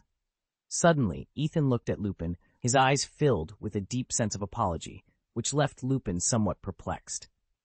Lupin, there's something I must tell you. I discovered this by chance while reviewing files at the Department for the Regulation and Control of Magical Creatures at Katrana's place. This may be shocking and even painful for you, but I believe you have the right to know the truth. He paused, allowing Lupin time to brace himself, then continued. When you were 4 years old, the Ministry of Magic convened a group of experts on dark creatures, hoping they could help understand and contain these threats. Your father, Leo Lupin, was also invited to the gathering. At the rally, he met Fenrir Greyback. He swallowed and continued, Your father has always been a gentle, and Ethan, known for his polite demeanor, faced ridicule and contempt at the assembly. Critics dismissed him as only capable of handling minor threats like boggarts, lacking any real understanding of dark creatures. This criticism deeply angered your father. In a heated moment, he declared that werewolves deserved nothing but death. This statement, made in front of Greyback, would have dire consequences. Lupin's reaction to Ethan's revelation was one of shock and pain. After a moment of silence, he thanked Ethan, his voice tinged with sorrow. Ethan, relieved that Lupin had absorbed the difficult news, shared his hope for Lupin to join their cause in changing the plight of werewolves. He acknowledged the challenge of reversing Lupin's condition, but believed in finding a better solution together. Ethan proposed developing more effective wolfsbane potions and exploring other treatments to cure werewolf infection. He explained his approach was to help werewolves reintegrate into society without discrimination. Ethan admitted that eradicating prejudice entirely was unrealistic, but emphasized the importance of making progress, however small. He envisioned a future where werewolves, like vampires and Vila, faced less prejudice and were more widely accepted. Observing Lupin's reaction, Ethan expressed his hope for Lupin to consider returning to Hogwarts once they achieved significant results. He assured Lupin of their support in convincing the school governors, valuing his wisdom for the students. Lupin, touched by Ethan's concern, clarified his hesitation to return to Hogwarts. He questioned if Ethan's intention was to use him for research. Ethan quickly dispelled this misunderstanding, explaining that their goal was not to experiment on him alone. The Arcane United Company had partnered with the Ministry of Magic's Department for the Regulation and Control of Magical Creatures. This collaboration aimed to address the issue of werewolf criminals, ensuring they were no longer sent to Azkaban, but will be sent to us and imprisoned in our underground laboratory. We hope to find more effective treatments by studying their physiological and magical properties in depth. Antidote. After saying that, he waved his hand, halting Lupin's self-sacrificial plan. Lupin, please listen to me. Among all these unfortunate individuals, you are the fortunate one. You have a few good friends who truly accept you for who you are and are always there to support and help you. Although life is sometimes full of hardships and challenges, after reuniting with Sirius, your days have gradually improved and become hopeful. He advised, somewhat helplessly, I know that report may have made you feel the urge to self-exile again. But please believe me, a werewolf like you, who works hard to maintain a good nature and considers the group, should not have difficulty securing even a basic life. I would like to offer you some suitable positions and job opportunities in my company. This is not only to provide you with a place to live and a stable source of income, but more importantly, to allow you to personally participate in the great cause of saving your own kind. We need your wisdom and strength to work together for the future of werewolves. Lupin, this is not charity, but a reasonable use of your unique advantages, Ethan said seriously. Werewolves cannot be infected a second time, a trait that makes you ideal candidates to study those evil werewolves. You can help us with our frontline work to reduce the risk of infection for our general staff. And if our Alpha United company successfully develops a more effective wolfsbane potion, or even finds a magic potion to solve the infection problem, you will also be the first batch of beneficiaries. After that, he concluded, from a business perspective, providing help to people like you may not bring direct financial benefits, but it is very beneficial to improving our company's social responsibility and public image. I am very willing to invest this money to achieve a win-win situation for both of us. Lupin listened to Ethan's words and was ready to agree to his proposal, but suddenly a thought flashed through his mind. He frowned and asked, Ethan, I understand what you mean, but if you want to solve the infection problem, doesn't it mean you plan to conduct experiments on living people? Chapter 554. Facing Lupin's questioning gaze, Ethan did not choose to avoid it. Instead, he met Lupin's gaze directly and expressed his views frankly. Lupin, I acknowledge that this is indeed a sensitive and complex issue. However, allow me to explain our position and the options we have considered, Ethan began, pausing thoughtfully before continuing. Based on the research conducted by Professor Malifaux Vane, a renowned authority on werewolf studies in 19th century England, we've uncovered a significant fact. Nearly all werewolves were wizards before their transformation. Moreover, it has been observed that muggles and wizards respond differently to werewolf bites, with muggles often succumbing to death. These findings necessitated our decision to limit our experiments to wizards. Ethan paused, allowing Lupin time to process the information. He then elaborated further. However, please understand that we did not arbitrarily choose our subjects for these experiments. In collaboration with the Department of Magical Law Enforcement, we selected serious criminals from Azkaban, dark wizards who have committed heinous crimes. Offering them a chance to contribute to our research, in a way, allows them to atone for their crimes. This, we believe, serves as both a form of punishment and a means to give back to society. If our experiment succeeds, lycanthropy will no longer prevent children from attending school, nor will it tear families apart. Lupin attempted to speak, but found himself momentarily choked up, unable to voice his thoughts.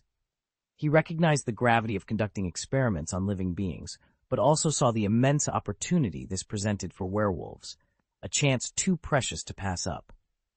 After a brief hesitation, he extended his hand and shook Ethan's. Ethan, I accept your invitation, Lupin said, his voice tinged with a mix of resolve and apprehension. I will do my utmost to assist you, as long as it does not breach ethical boundaries. While I may not fully agree with all your methods, I am willing to join the Orpha United Company for the future of werewolves. He sighed, a look of complex emotions crossing his face. Moreover, I want to thank you for your patient persuasion, Ethan. I understand that my decision to join may not significantly impact your plan, but I appreciate your efforts.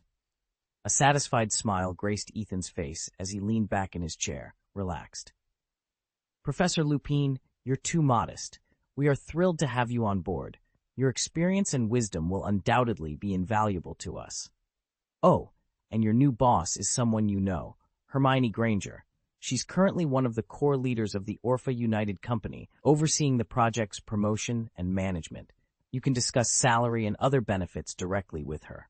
Upon hearing Hermione's name, Lupin's eyes lit up with surprise. He nodded slowly, acknowledging her capabilities. Miss Granger is indeed an exceptional witch. Her academic achievements at Hogwarts were outstanding, and her leadership and management skills, as demonstrated in the Erudition Society, were impressive. Lupin's thoughts drifted to a poignant memory, recalling how Hermione had led the members of the Erudition Society in casting the Patronus charm. The summoned Patronuses, solid and luminous, were a testament to their diligent practice. Grateful for the support of the young wizards in his time of need, Lupin felt a mix of gratitude and concern, reflecting on the challenges and hopes that lay ahead. Ethan Green was deeply concerned about his relationship with Dumbledore and the power he had displayed at the Austrian-French Joint Company. Complex emotions surged in Lupin's heart, and he hesitated to speak. "Ethan, you and Principal Dumbledore really can't." His words were fragmented, as if struggling to find the right way to express his thoughts. "Professor Lupin, I understand your concerns." Ethan gently interrupted Lupin's hesitation, his voice tinged with a hint of helplessness. "But the differences between Principal Dumbledore and me cannot be explained in just a few words." He sighed, gazing through the illusionary window as if he could see Hogwarts, thousands of miles away. Principal Dumbledore places extraordinary trust in the prophecy. He firmly believes that Harry will be the one to defeat Voldemort. This is understandable, given Harry's remarkable abilities. However, I have my own thoughts and plans. I believe that I should be the one to truly end Voldemort's reign," Ethan explained, his voice steady and determined. Lupin looked at Ethan in shock, as if hearing something unbelievable. Ethan continued, "Principal Dumbledore can be too controlling. He wants everything to unfold according to his plan, treating everyone like pawns. But I refuse to be one of them. I have my own judgments and will not sacrifice my people for his objectives or blindly follow his commands." A trace of disgust flickered in Ethan's eyes as he spoke. "I attempted to collaborate with him, but it only highlighted our irreconcilable differences in philosophy and goals. Therefore, I refuse to oppose Fudge now for Dumbledore's sake. I will build my power in my own way and personally put an end to Voldemort's tyranny." Ethan's gaze softened as he looked at Lupin. "When you return, you can relay everything you've witnessed today to him and the Order of the Phoenix. I have no objections. Over time, I believe the differences between Dumbledore and me will become apparent. I prefer to be transparent with my people about our plans and objectives so they understand what they're fighting for, unlike Dumbledore, who often withholds part of the truth, leaving his followers confused." Meanwhile, in the Gryffindor common room, Harry's voice was hollow and lost as he lamented to Ron, "I'm afraid I'll never be able to play Quidditch again." He had just emerged from Umbridge's office, looking as though all life had been drained from him. "We've been so restrained. Our class performance has nothing to do with Quidditch." Ron's expression was twisted, his eyes filled with pain and frustration, mirroring his best friend's despair. "We did everything she asked, yet she still imposed the suspension on you. What's more infuriating is that she mockingly said that King Weasley could continue to play Quidditch." Like Harry, Ron was suffering psychologically. Umbridge's strategy seemed to be that not banning Ron would hurt the team less than banning Harry, a tactic designed to demoralize them further. Hearing this, Harry was torn between feeling sorry for himself and comforting Ron. "Why?" Ron's voice was laden with frustration and anger. He waved his fists, as if trying to release all his pent-up dissatisfaction. "The Erudite Society, led by Hermione Granger and those Slytherins, did the same thing as us, but Umbridge chose to punish us instead. She claimed they were bewitched by us. It's utterly ridiculous." "Ron, you can't blame Hermione. Don't let Umbridge's tactics divide us." "We can't let her win," Harry advised, taking a deep breath. Despite his own resentment, he saw Ron's desperation and restlessness and chose to remain calm, patiently reminding him, Do you remember the song the Sorting Hats sang at the beginning of the school year? Our Hogwarts is in danger, and enemies outside are watching closely. We must unite internally, or everything will crumble from within. What we need now is unity, not pointing fingers at each other, Harry said, trying to calm the rising tension. But I still think it's unfair, Harry. Ron's voice was full of indignation. Why are our defense against the dark arts classes limited to boring textbooks, while members of the erudite society are allowed to engage in practical training openly? The spells they're using are clearly beyond what students should be learning. Have you forgotten that Umbridge publicly announced Ethan would be exempt from classes and homework? I bet this is all part of a conspiracy by corrupt politicians like Ethan Green, Gianna behind him, and Fudge. Ron's frustration grew with every word, leading him to kick an armored knight statue in the corridor. The statue crashed to the ground, its helmet and weapons clattering loudly. Harry quickly grabbed Ron's arm, trying to calm him. "Ron, stop. We need to leave before Filch catches us," he urged, pulling Ron away from the scene. "I just can't let this go. Why can Ethan and the others do whatever they want, while we have to put up with this unfair treatment?" Ron muttered angrily. Harry sighed softly. "I know it's hard to accept, but all we can do now is stay calm. It's well known that Umbridge is intimidated by Ethan. Ethan has protected us on numerous occasions, and even Hagrid mentioned that Ethan stood up for him in front of Umbridge. I believe Umbridge's strategy of exempting Ethan from classes and homework was her way of pushing him out of school as much as possible, especially since these actions began when Ethan was absent." Chapter 555. Harry and Ron were not the only ones to suffer under Umbridge's tyranny at Hogwarts. The next day, as the morning sun illuminated the glass windows of the Great Hall, the young wizards were enjoying their breakfast when a commotion from the foyer disrupted the tranquil atmosphere. Curious students, having finished their meals, streamed out of the Great Hall, eager to discover the source of the disturbance. They navigated the grand marble staircase and found the foyer engulfed by a crowd. The students formed a wide circle, their expressions ranging from shock to fear. At the center of this circle, Professor Trelawney was seen in a most unusual state. She sat on an overturned suitcase, gripping her wand in one hand and an empty wine bottle in the other. Her hair was a wild mess, and her glasses askew, magnifying one eye more than the other. The numerous scarves and shawls draped around her added to her forlorn appearance. Beside her, another suitcase lay upside down, as if it had tumbled down the stairs. "No," she screamed, her voice laden with unbearable pain. "This can't be happening. It's impossible. I refuse to accept this reality." "You didn't see this coming, did you, Professor Trelawney?" Umbridge's high-pitched, girlish voice cut through the air, tinged with mocking pride. "Despite your inability to predict even tomorrow's weather, you should have realized that your poor performance in lectures, with no subsequent improvement, would inevitably lead to your dismissal." Professor Trelawney's cries ceased abruptly, as if Umbridge's words had struck her deeply. At that moment, Professor McGonagall made her way through the crowd and approached Professor Trelawney. She placed a comforting hand on her back, produced a large handkerchief from her robe, and offered it to her. There, Sybil," Professor McGonagall said, her voice unexpectedly tender. "Calm down.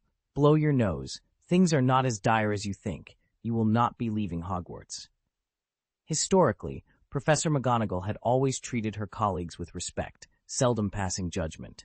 Her interactions with Professor Trelawney had often been marked by dissatisfaction. However, in this moment of despair, Professor McGonagall's demeanor was entirely different. She offered no criticism or sarcasm, only compassion and support. "Oh, really, Professor McGonagall?" Umbridge stepped forward, her tone venomous. "And who approved this?" Her question was interrupted by a deep, authoritative voice. "I did." All eyes turned to see Professor Dumbledore approaching. He regarded Professor Trelawney, seated on the suitcase, her face tear-streaked and body trembling, with a look of pity. Addressing Umbridge, his tone was calm yet resolute. "Ms. Umbridge, as the senior inquisitor, you indeed have the authority to dismiss my teachers. However, the power to expel them from the castle does not fall within your purview. That right," he paused, bowing slightly, "remains with the headmaster. I hope, Professor Trelawney, can continue to reside at Hogwarts. Upon hearing Dumbledore's words, Professor Trelawney burst into a mixture of laughter and sobs, a glimmer of hope shining through her tears. She seemed to have found a pillar of support. Yet, Umbridge was not deterred. A smug smile played on her lips, as if she held the upper hand. "Please forgive me, Headmaster Dumbledore. While I may not have the authority to prevent you from allowing her to stay as the new deputy headmistress, I believe I possess a similar level of authority. I can order her expulsion from Hogwarts each time you permit her to stay. It appears we are set for a test of patience, wouldn't you agree?" A proud smile spread across Umbridge's toad-like face, evoking a sense of revulsion. You can't do this!" Professor Trelawney exclaimed, tears streaming from behind her large glasses like a dam had burst. "You can't just dismiss me like this. I've been here for 16 years. Hogwarts is my home."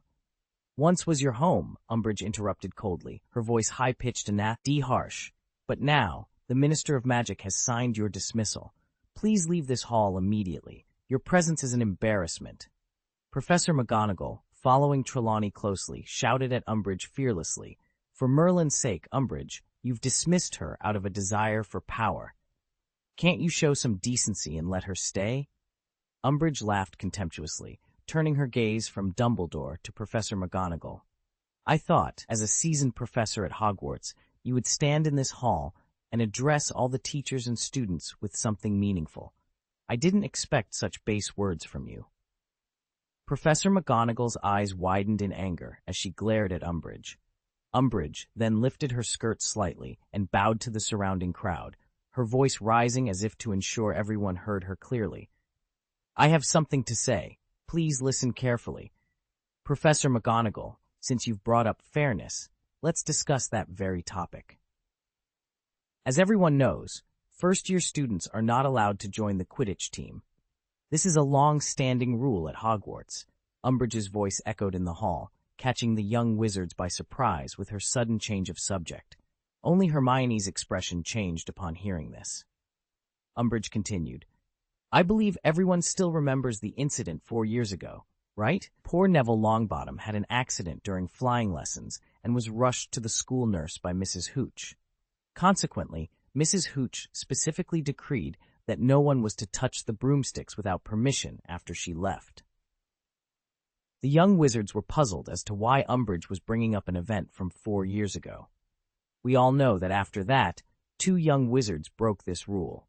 But that's not the main issue. She paused, surveying the crowd before continuing.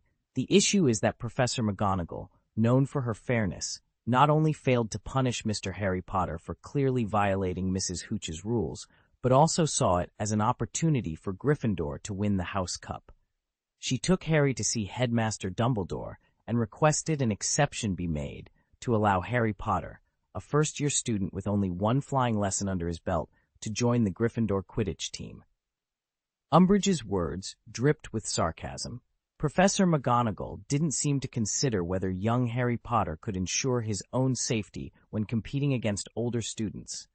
Why would she do this? Is it because she's a fan of Quidditch? Or because she is the head of Gryffindor? Her words struck a chord with many of the young wizards present.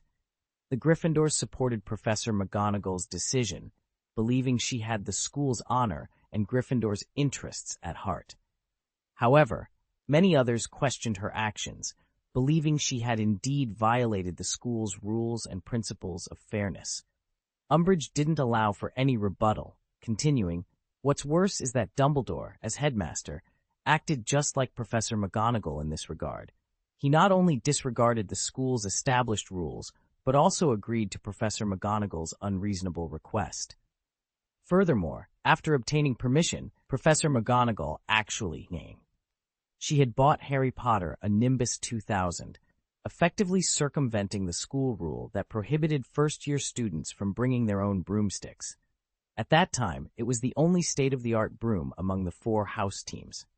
After making this point, she scanned the room, noting the expressions of shock and anger on many faces. Seizing the opportunity to stoke the flames further, she questioned, "Has Professor McGonagall ever considered the fairness of her actions?" Her voice grew increasingly high-pitched and inflammatory. How fair is this to other first-year students and those from previous years? We cannot simply disregard the school's rules and the principles of fairness because of Mr. Harry Potter's special talent. If we were all to act in this manner, the order and discipline at Hogwarts would be utterly destroyed. Shifting her focus, she then pointed an accusing finger at the so-called Harry Potter. And our Mr. Harry Potter has also learned to apply double standards, thanks to the misguided guidance of Professor McGonagall. She peppered Harry with sarcastic remarks. He was perfectly content to use the Nimbus 2000, yet he became quite dissatisfied when the Slytherin team acquired the more advanced Nimbus 2001. He even went so far as to inquire about the regulations to halt the perfectly normal actions of the Slytherin house, an obvious arms race initiated by the Slytherins to counter his broomstick, which was superior to those of other teams. It's clear that such misguided guidance can have a profoundly negative impact on a student's character, Umbridge concluded with a sigh, as if genuinely concerned for Harry Potter's future. Under the influence of such a teacher, Harry Potter's character has deteriorated. He has now resorted to lying to garner attention, claiming that the Dark Lord has returned. What a dreadful thing to do. Chapter 556. Professor McGonagall was so angry that she subconsciously gripped Professor Trelawney tighter, almost to the point of suffocation. Her other hand pointed at Umbridge, trembling with rage. Her voice was hoarse from anger. You, Umbridge, didn't you acknowledge Ethan Green at the beginning? As long as a student's flying talent meets the requirements, we will support him. Umbridge, infuriated, stepped forward and slapped the finger McGonagall pointed at her. Shut up, shameless old thief. Don't you realize that students from other houses are resentful behind your back, but are too afraid to speak out? And yet, you dare to bring up Mr. Green here. She paused, then advanced another step. Speaking of Ethan Green, his Quidditch talent is indeed superior to Harry Potter's. But what did Ravenclaw House do initially? Let me tell you.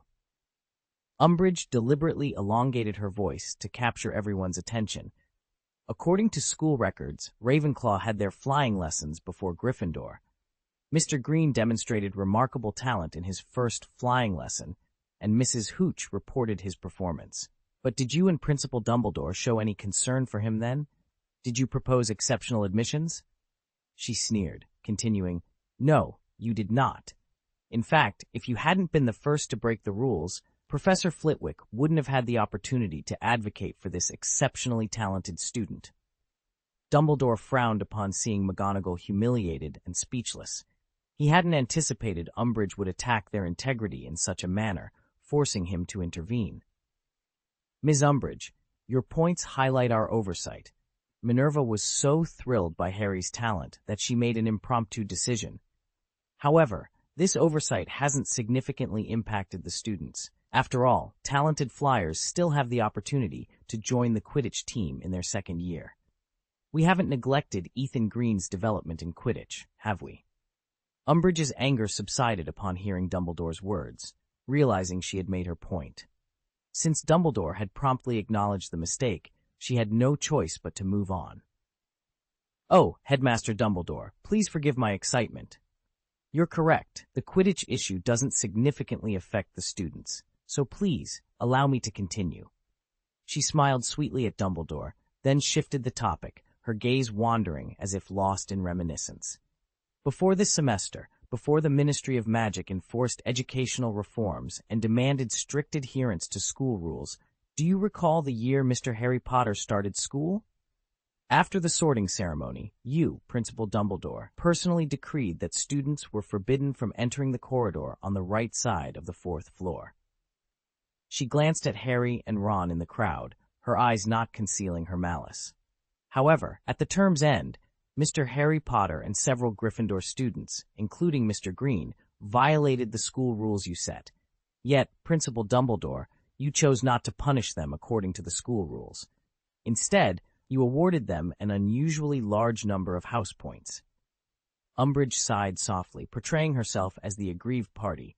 Principal Dumbledore, doesn't this imply that other houses are indirectly penalized for adhering to the rules? Is this fair to those students who comply with the regulations? Dumbledore was left speechless by her accusation. He was well aware of his past leniencies towards Harry, but they were all for a significant reason.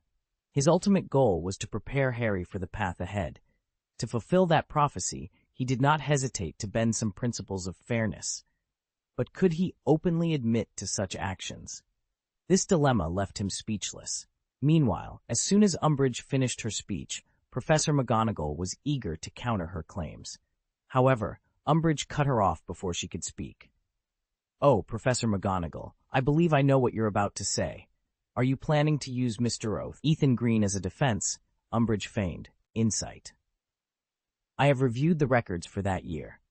Although Mr. Green did break a rule, the points he earned for Ravenclaw greatly exceeded any potential deductions. His exceptional performance in the Quidditch Cup earned Ravenclaw House a significant number of points. Thus, even with points deducted for rule breaking, Ravenclaw could still win the House Cup thanks to his contributions." Seeing Professor McGonagall at a loss for words, Umbridge felt even more triumphant. She had devised this argument after thoroughly examining Hogwarts' old records and consulting with Slytherin's insiders multiple times. Ginny had openly criticized her in class, leaving her unable to retaliate. Ginny had employed the Ministry of Magic's typical tactics of advocating for justice, rules, and awareness, using every trick in the book to fight back. Umbridge had learned from Ginny's approach. If Dumbledore could preach about reason, fairness, and justice, then she would challenge him from those very angles and aim to defeat him with logic, thereby claiming the moral high ground. Umbridge didn't stop there. She went on to criticize the perceived injustices affecting other houses. Hufflepuff and Slytherin students generally follow the school rules, yet Gryffindor overtakes them because of their rule-breaking. "I must ask, Principal Dumbledore and Professor McGonagall, both from Gryffindor, where is the fairness you so often speak of? This encouragement of rule-breaking among students is precisely why the Ministry of Magic appointed me. We must preserve what is worth preserving, improve what needs improvement, and decisively eliminate unacceptable practices." Professor McGonagall, visibly infuriated, managed to say, "Umbridge, how dare you make such accusations against Principal Dumbledore? The truth is we wanted to." But Umbridge, relentless, interrupted her. "Minerva McGonagall, despite your age and expertise in transfiguration, you seem to have made little impact on education. You claim to value fairness and strictness, yet you often make baseless accusations. Even Professor Sybil Trelawney, whom you've criticized in front of students for reasons similar to those I used for her dismissal today. And now you're playing the role of the moral authority?" She sneered, continuing, "I'm well aware of your history, Professor McGonagall. Do you remember Dougal McGregor, the Muggle farmer from your hometown? After a period of courtship, you accepted his proposal, only to abandon him for a position at the Ministry of Magic, seeking power and status. You left without a word, marrying Elphinstone Urquhart, your superior at the Ministry, just 3 days later. McGonagall, you are a prime example of sacrificing fairness and justice for power. I have never encountered anyone as shameless as you." The facts Umbridge presented were entirely distorted from the truth. She intentionally omitted certain details in her accusations to misrepresent the situation.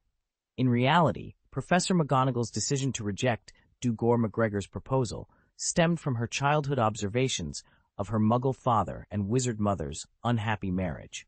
She was acutely aware that her identity as a wizard could bring complications and turmoil to Dougal, which was a risk she was unwilling to take. Moreover, the International Statute of Wizarding Secrecy at the time was far stricter, prohibiting Professor McGonagall from disclosing her true identity and the genuine reason for her reluctance to marry Dougal. By the time Professor McGonagall accepted Elphinstone Urquhart's proposal, she had already left her position at the Ministry of Magic to teach at Hogwarts. By then, Dougal, her longtime love, had married a Muggle and had passed away. Elphinstone, having retired, was no longer her superior at the Ministry.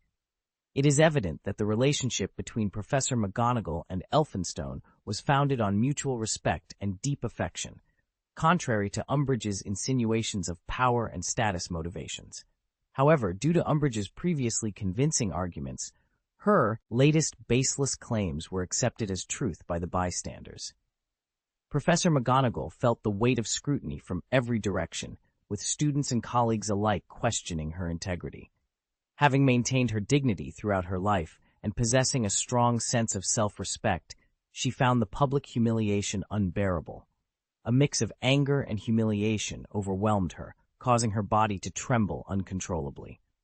She attempted to counter Umbridge's accusations, but her rage rendered her speechless, leading her to exclaim, You! Ah!" before she fainted from the intensity of her emotions. As she collapsed, Sybil Trelawney, who had been holding her tightly, also fell, landing on the sleeve of Professor McGonagall's black robe. This dramatic turn of events left everyone present in shock. Chapter 557. Miss Umbridge, please watch your words. Dumbledore's voice was low and majestic. He walked towards Umbridge slowly, his eyes showing unprecedented severity. If you try to use word games to frame Minerva again, I will have to take necessary measures. After witnessing Professor McGonagall faint, the gentleness that usually graced Dumbledore's face vanished. The young wizards watching were shocked by Principal Dumbledore's aura. They had never seen him so angry. Umbridge, faced with Dumbledore's approach, became even more unbearable. Fear spread across her face, and she shivered, retreating until she was so scared that she sat on the ground. You can't do this to me," Umbridge threatened Dumbledore in a trembling voice. "I am the highest investigator of the Ministry of Magic. You have no right to treat me like this." However, Dumbledore did not stop. He continued to approach Umbridge until she had nowhere to retreat. Seeing this, Hermione couldn't help but shake her head. She really felt that if Umbridge's accusations against Professor McGonagall were limited to rehashing old scores, she might still have a chance of winning the debate. At least until then, she still had the upper hand in theory. However, when she began to fabricate and conceal facts to provoke Professor McGonagall, her failure was doomed. This is what is called self-defeating. At this moment, Professor Trelawney, who had just broken free from the restraints, spoke first. "No, Dumbledore, don't do it. It's not worth it." Although her voice was weak, it was full of determination. "Thank you for your protection, but I have to leave. I'm leaving Hogwarts to make a life elsewhere. Go and take Minerva to the school doctor." After saying that, her box flew up and followed her as she staggered towards the castle entrance. Principal Dumbledore sighed, his majestic aura receding like a tide. He stepped directly over Umbridge, who was still slumped on the ground, no longer paying her any attention. He stretched out a hand, steadily lifted the unconscious Professor McGonagall, and then led her towards the school doctor's office. "Kids, don't you have any homework to finish?" he said gently to the onlookers who were blocking the way. The students dispersed to make way for him. Principal Dumbledore and Professor McGonagall left slowly, their figures gradually disappearing in the corridor. Outside the castle, the cold wind howled. Hermione took brisk steps and quickly caught up with Professor Trelawney, who was staggering in front of her. At this time, Trelawney was holding a bottle of wine tightly in her hand. Taking a sip, tears slid down her pale cheeks, mixed with the wine, and dripped onto her shabby robe. "Professor Trelawney, please wait," Hermione shouted, her voice echoing in the empty field. She ran to Trelawney's side, panting slightly, looking at the professor with complex eyes. Trelawney turned her head and looked at Hermione with blurred eyes, as if she had just recognized her. Her face was full of surprise and confusion. She obviously didn't expect to meet Hermione here. She once thought that Hermione would always hate her, especially after Hermione had slammed the door on her class. But now, judging from the expression on Hermione's face, she wasn't here to laugh at her. Was she here to see her off? Seeing Trelawney's embarrassment, the disgust in Hermione's heart was gradually replaced by pity. She took a deep breath and tried to make her voice sound softer. "Professor Trelawney, let's talk," Hermione said, taking out a clean, wet handkerchief from her pocket and handing it to Trelawney. "Wipe your face, Professor." Trelawney took the handkerchief and glanced at Hermione gratefully. She gently wiped the tears and wine stains from her face with the handkerchief, feeling a little more composed. "Thank you, dear," she said, her voice steadier. Seeing this, Hermione couldn't help but breathe a sigh of relief. She asked cautiously, "Professor Trelawney, with all due respect, do you have any plans?" she asked cautiously, worried her words might trigger the other party's anxiety, leading to another ominous prediction. Trelawney pursed her lips, her eyes clouded with confusion. I haven't made any plans yet. Perhaps I'll return to my old house and stay there for a while, she said, her voice quivering as if she were on the verge of tears. Hermione's heart stirred. This felt like the most genuine interaction she'd had with Trelawney in years. Seizing the moment, Hermione offered her suggestion. Professor Trelawney, would you consider hosting a program on Alpha United TV station? They're currently concerned about the lack of content. I work for Alpha United, the parent company of the television station, and I could arrange for you to visit the station immediately if you're interested. Her proposal was articulate and well thought out, reflecting her deep understanding and compassion, a trait she admired in Professor McGonagall, who had always shown a similar kindness towards Trelawney. In the past, Professor Minerva McGonagall approached situations with a rational and strict mindset, leaving no room for the ambiguous and uncertain. This often led her to criticize Professor Trelawney for the imprecision in her divination teachings. However, seeing Trelawney's vulnerable state now, Hermione felt a profound empathy. She couldn't bear the thought of the once eloquent professor appearing so fragile and lost. What could I possibly offer them? Trelawney's voice shook, tears streaming down her face once more, resembling a child who had lost their way rather than a professor. You could host a daily divination show.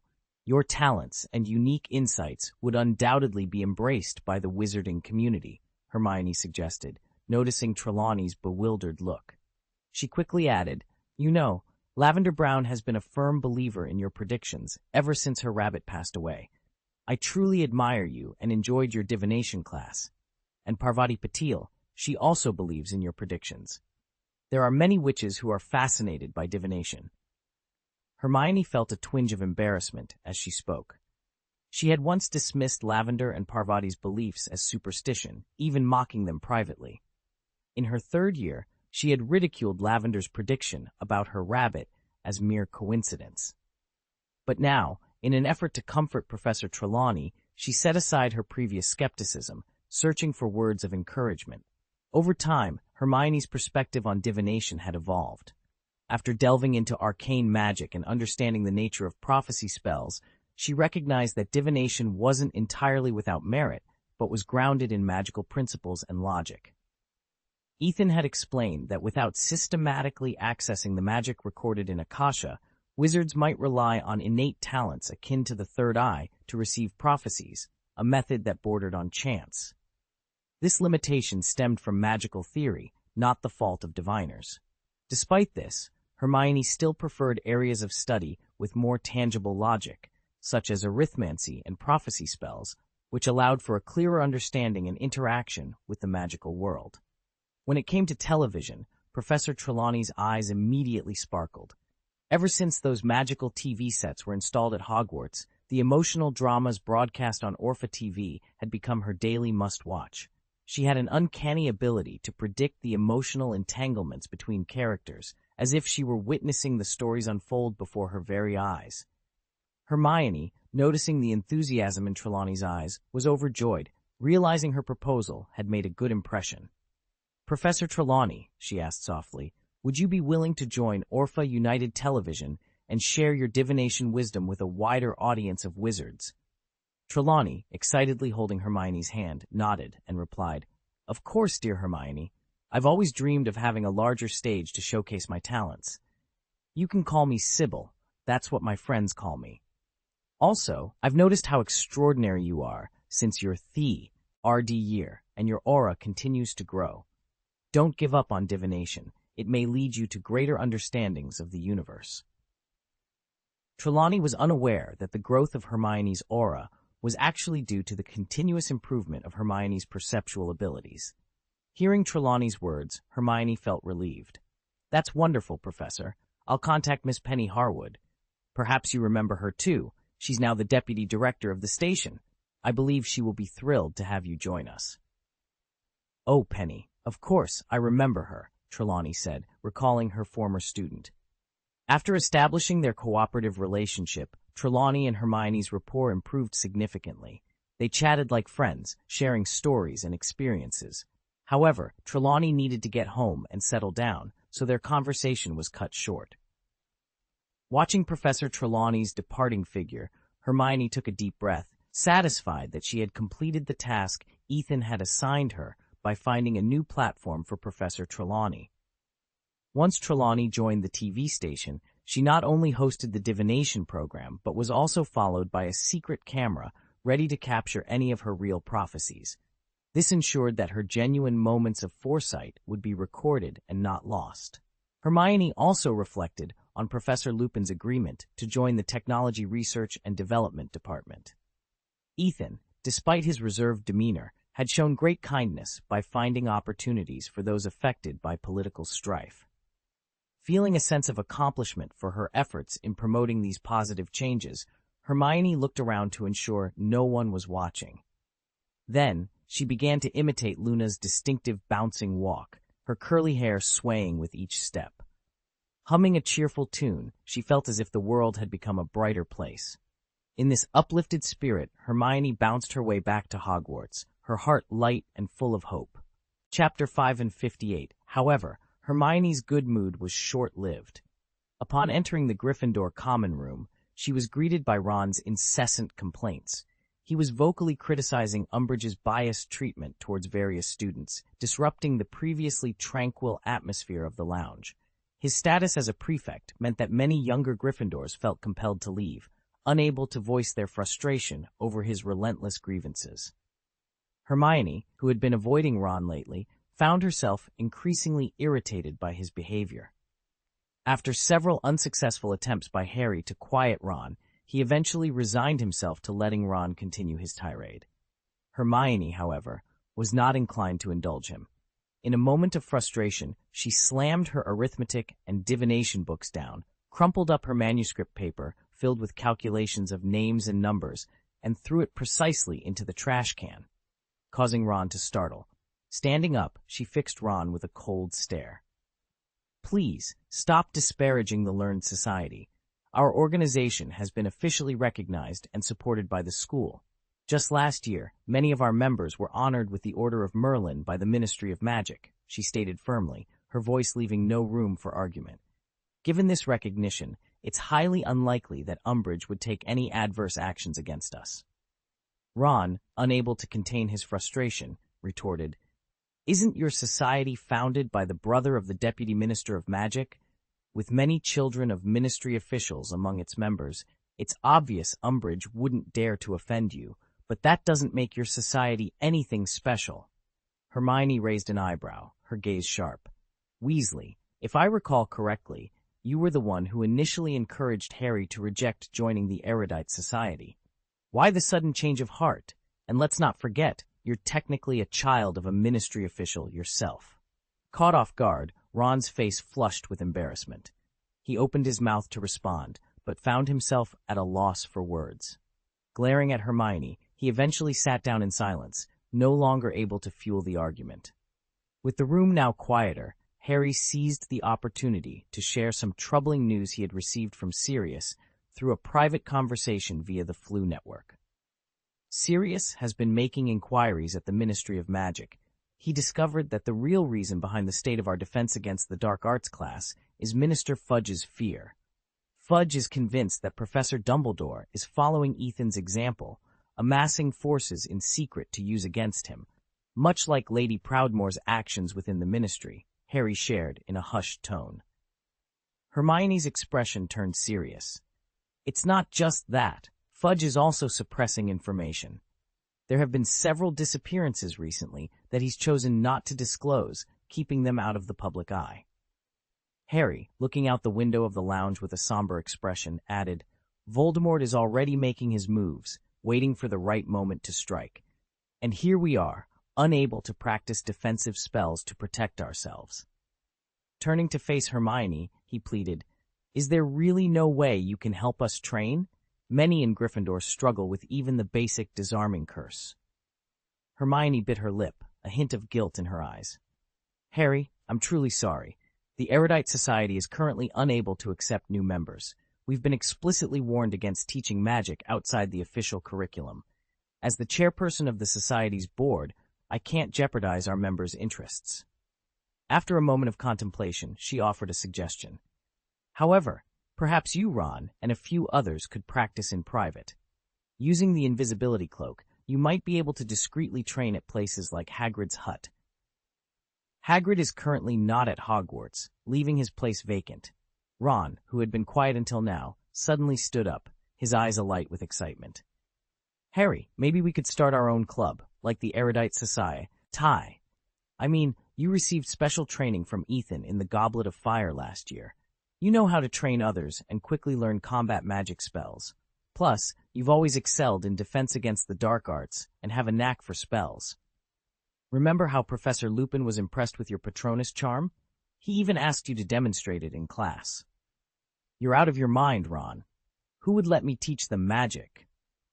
Harry responded, waving his hands dismissively and smiling bitterly. They still think I'm a lunatic and a liar, claiming Voldemort's return just for attention. Remember Seamus's reaction at the start of the school year? He looked at me as if I were a monster. Besides, the Erudite Society covers a lot of arcane magic, which I'm not very familiar with.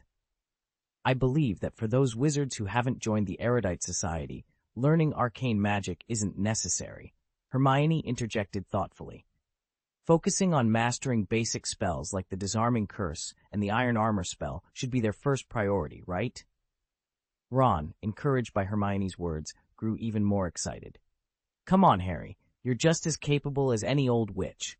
If we start our own club, I'm sure many will want to join, especially since the Erudite Society's admission standards are so high.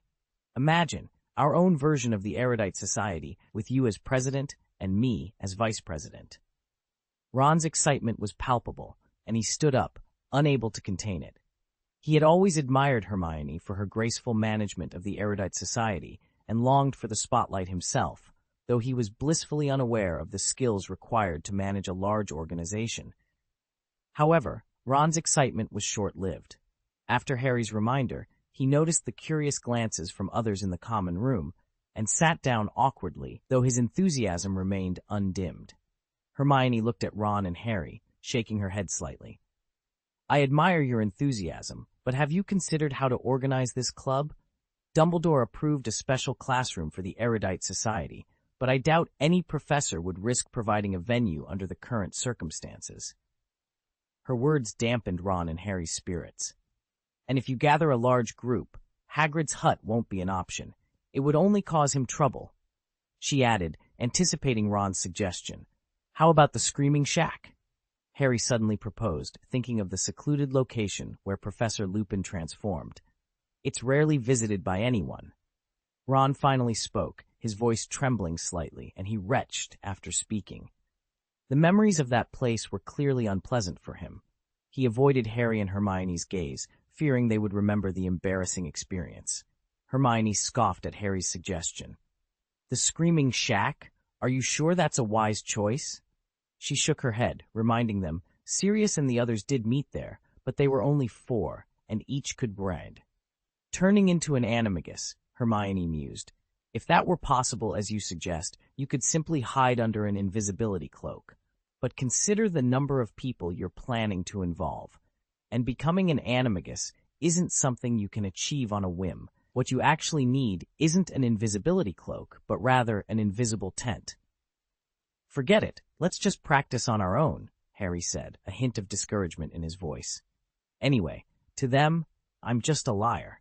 It's unlikely I'll be able to gather many people. Hermione had initially been concerned that forming a club so impulsively would lead to them being discovered by Umbridge, resulting in severe punishment. However, considering the recent disappearances and the subpar spellcasting skills of the other Gryffindors, she found herself torn. Seeing the hopeful looks in Harry and Ron's eyes, she found herself speaking in a hushed tone. I know of a place that might be more suitable for your needs. Where? Harry and Ron asked together, their interest piqued. The Room of Requirement, Hermione whispered. I can show it to you. No soon. Had she spoken, then Hermione quickly gathered the books scattered on the table and stood up. Let's go. Please support this story with your likes, monthly votes, comments, and rewards. Your votes are incredibly important to me as the author. Chapter 559, The Secret of the Room of Requirement. The three of them headed to the 8th floor of the castle together. Upon reaching the opposite side of the tapestry depicting a troll beating the foolish Barnabas, Hermione signaled Harry and Ron to pause. She positioned herself between the tapestry and a human-sized vase, pacing back and forth 3 times, leaving both of them puzzled. This secret location was shared with her by Ethan. As the chairman of the Erudite Society, she needed access to the rubbish maze in the Room of Requirement. It was filled with garbage discarded by Hogwarts over the centuries using the Vanishing Curse. Her goal was to take the wizards of the Society to select discarded magical props from here and return them to the Society for repair. These discarded props were not only used in the magic prop-making course, but also generated a certain amount of income for the Society after being repaired. As Hermione approached the tapestry for the 3rd time, a hidden entrance silently revealed itself. She turned and gestured for Harry and Ron to follow. Before entering, Hermione meticulously explained how to find and enter the entrance. However, upon stepping into the room, she realized she hadn't been focusing on imagining a room for spell training. Out of habit, she arrived directly at the huge maze where the garbage was stored.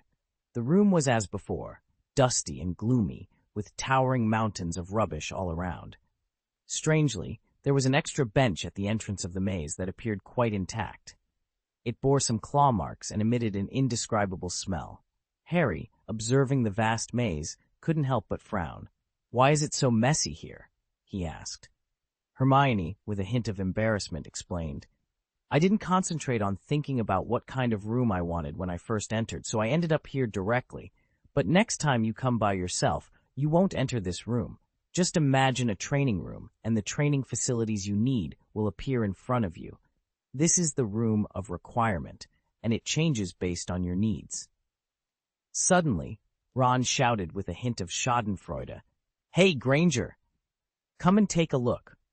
I don't know which girl Ethan has established a relationship with again. Their names are all engraved on the wall together." He pointed to a table next to the bench, his eyes gleaming with gossip. Hermione raised her eyebrows slightly and followed the direction of Ron's finger. She stepped forward, and her gaze landed on the writing on the wall. Ethan Green's name was engraved there, and next to it, his initials were written in a crooked manner, Z. Hermione's fingers lightly traced the 2 names, feeling the distinct carvings.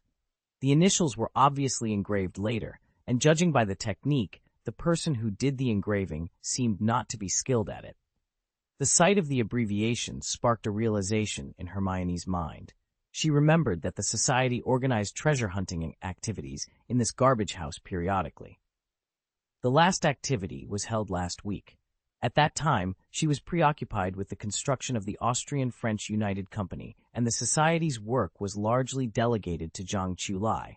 So these claw marks, they resembled the work of a sphinx. Hermione's thoughts drifted to her recent transformation into Nekomata, which made her feel a mix of embarrassment and shyness. She attempted to steady her emotions and feigned indifference. "Oh, that's nothing," Hermione explained lightly. "It's just another girl who has a crush on Ethan. She was fortunate enough to also discover the existence of the Room of Requirement. This is normal. After all, Ethan is quite popular." After that, she chose not to elaborate further, leaving the mystery of the claw marks and the initials hanging in the air. Not only would she and Ethan be embarrassed, but even Harry would be heartbroken. In an effort to divert attention from her slip-up, Hermione quickly changed the subject. "Speaking of Ethan," Hermione continued, feigning calm, "he's and quite the topic of conversation lately. Yet despite the flurry of love letters being stuffed into his dormitory, I doubt Ethan even bothers to read them. Steve has been complaining about girls sneaking into the dormitory in the middle of the night." Upon hearing this, Ron couldn't help but feel a twinge of jealousy. He glanced at Ethan's name, then at Harry, and decided it was best not to stir up any more trouble concerning matters of the heart.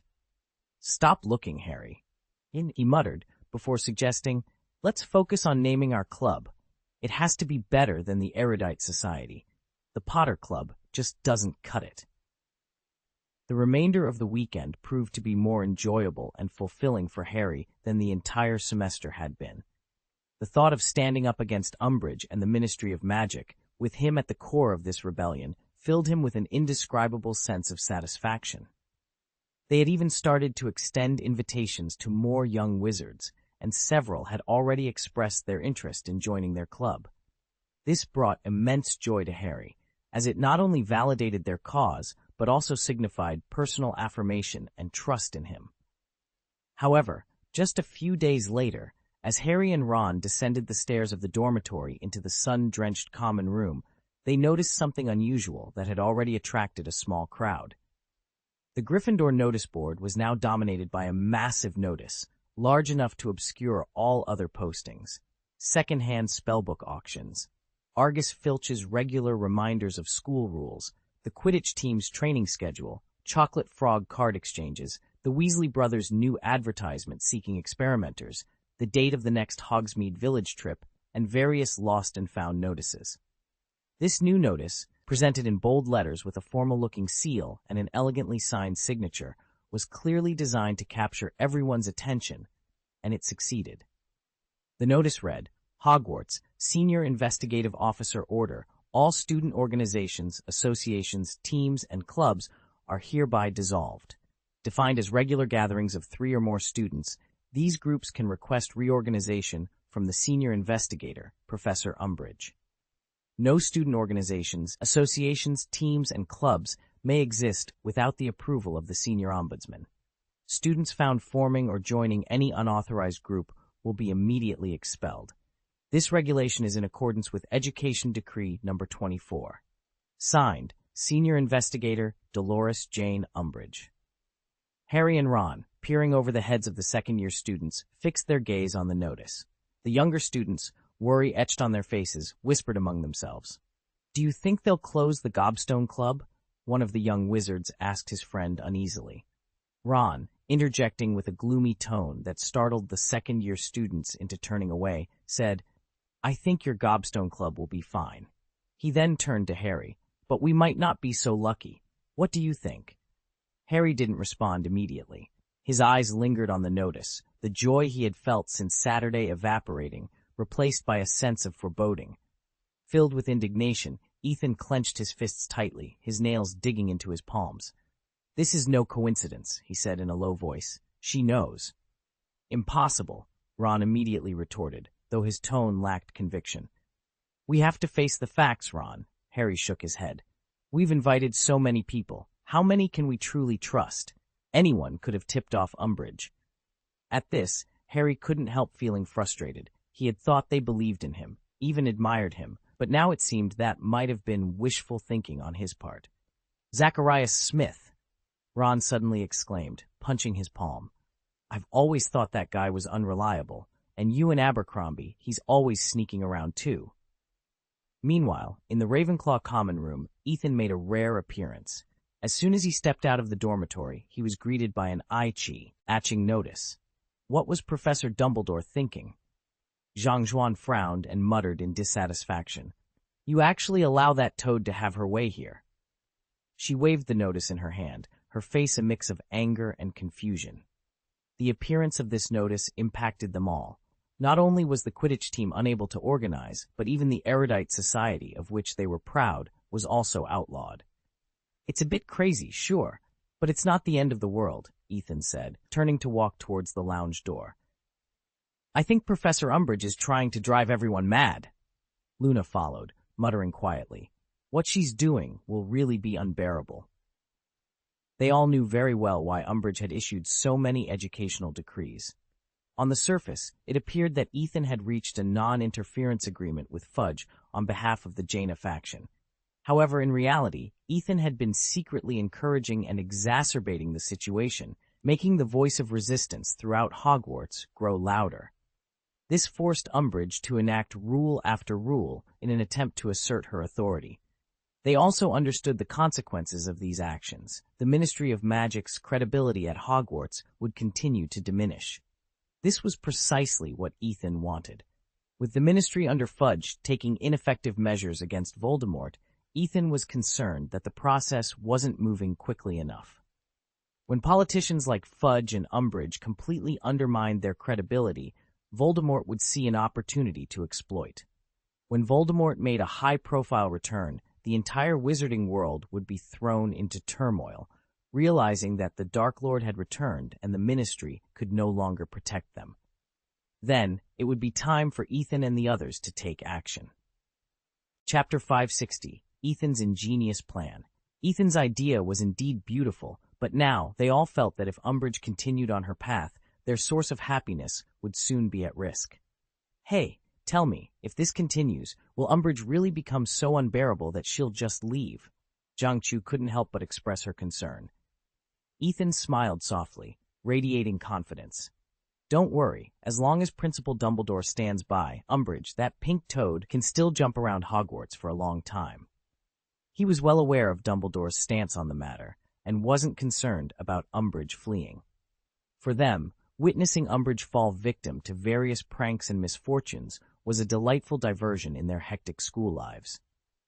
Ethan had no intention of letting Umbridge off easily. After all, she wouldn't relinquish her support from Fudge without achieving some tangible results to justify her promotion to Deputy Minister.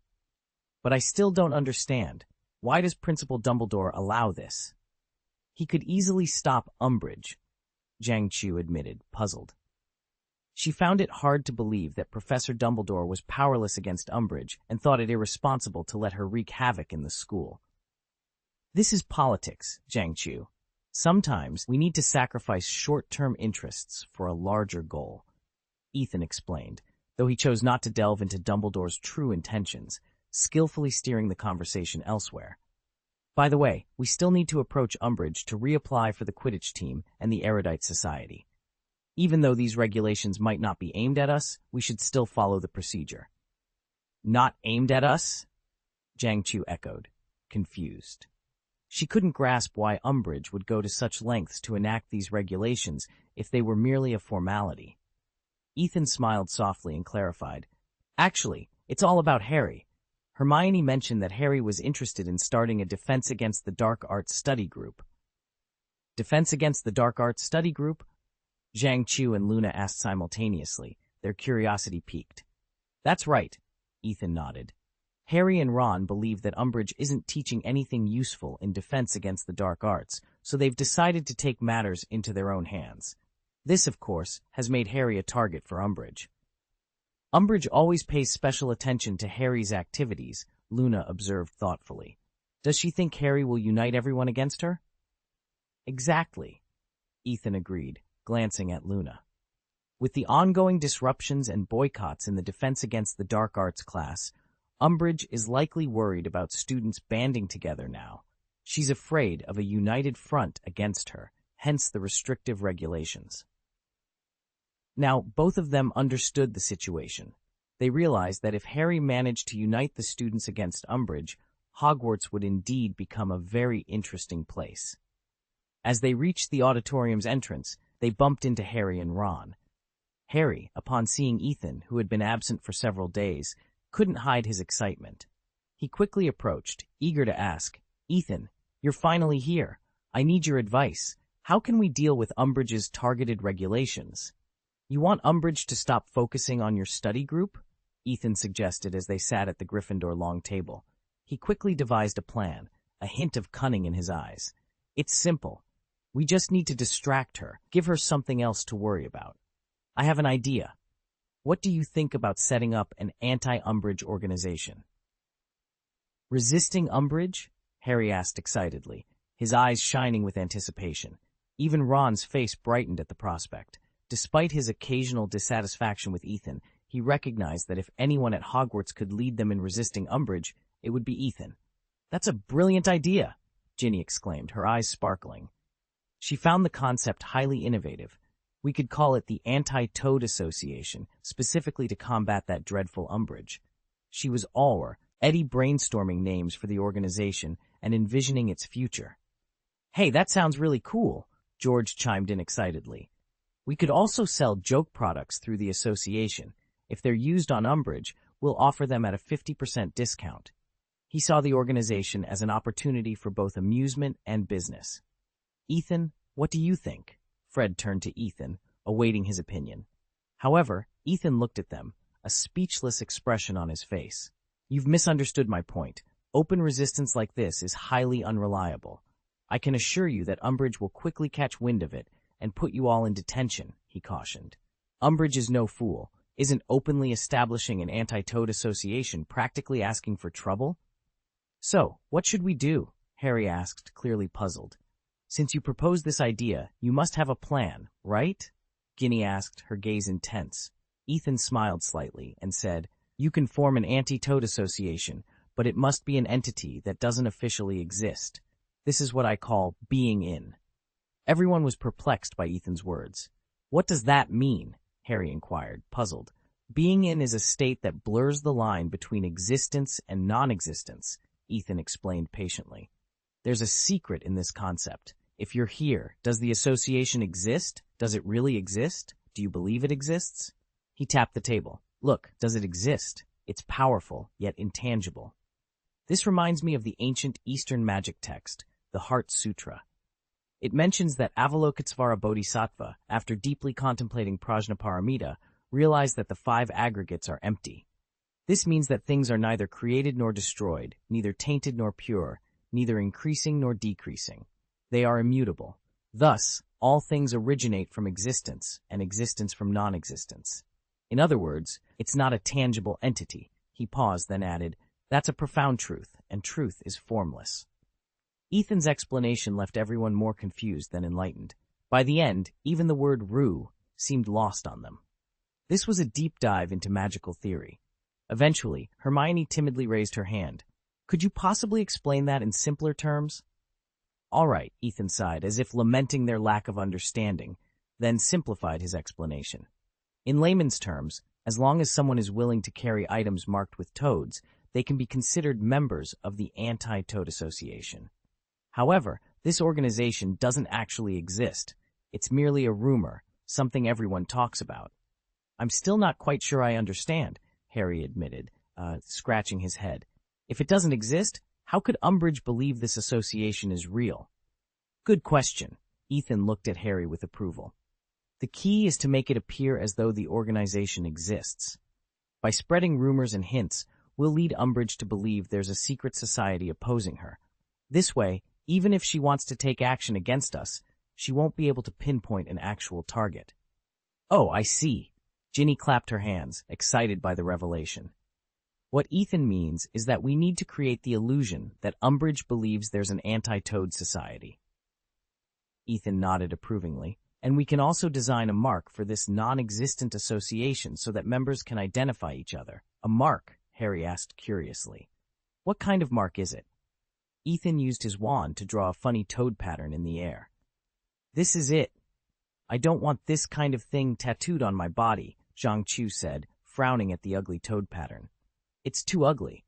What if Umbridge found out and started searching? Fred asked. There's no need for a magical tattoo. The mark is just a temporary one. You can draw a small graffiti on your arm or somewhere else. It's not illegal and can be used for identification, Ethan explained meaningfully. Oh, that's not bad, George nodded. This way, we can change the position and style of the mark at any time. In just a few days, after the new education order was promulgated, Umbridge demonstrated unprecedented power at Hogwarts. Although she allowed most Quidditch teams and clubs to rebuild, she ruthlessly disbanded several groups she disliked.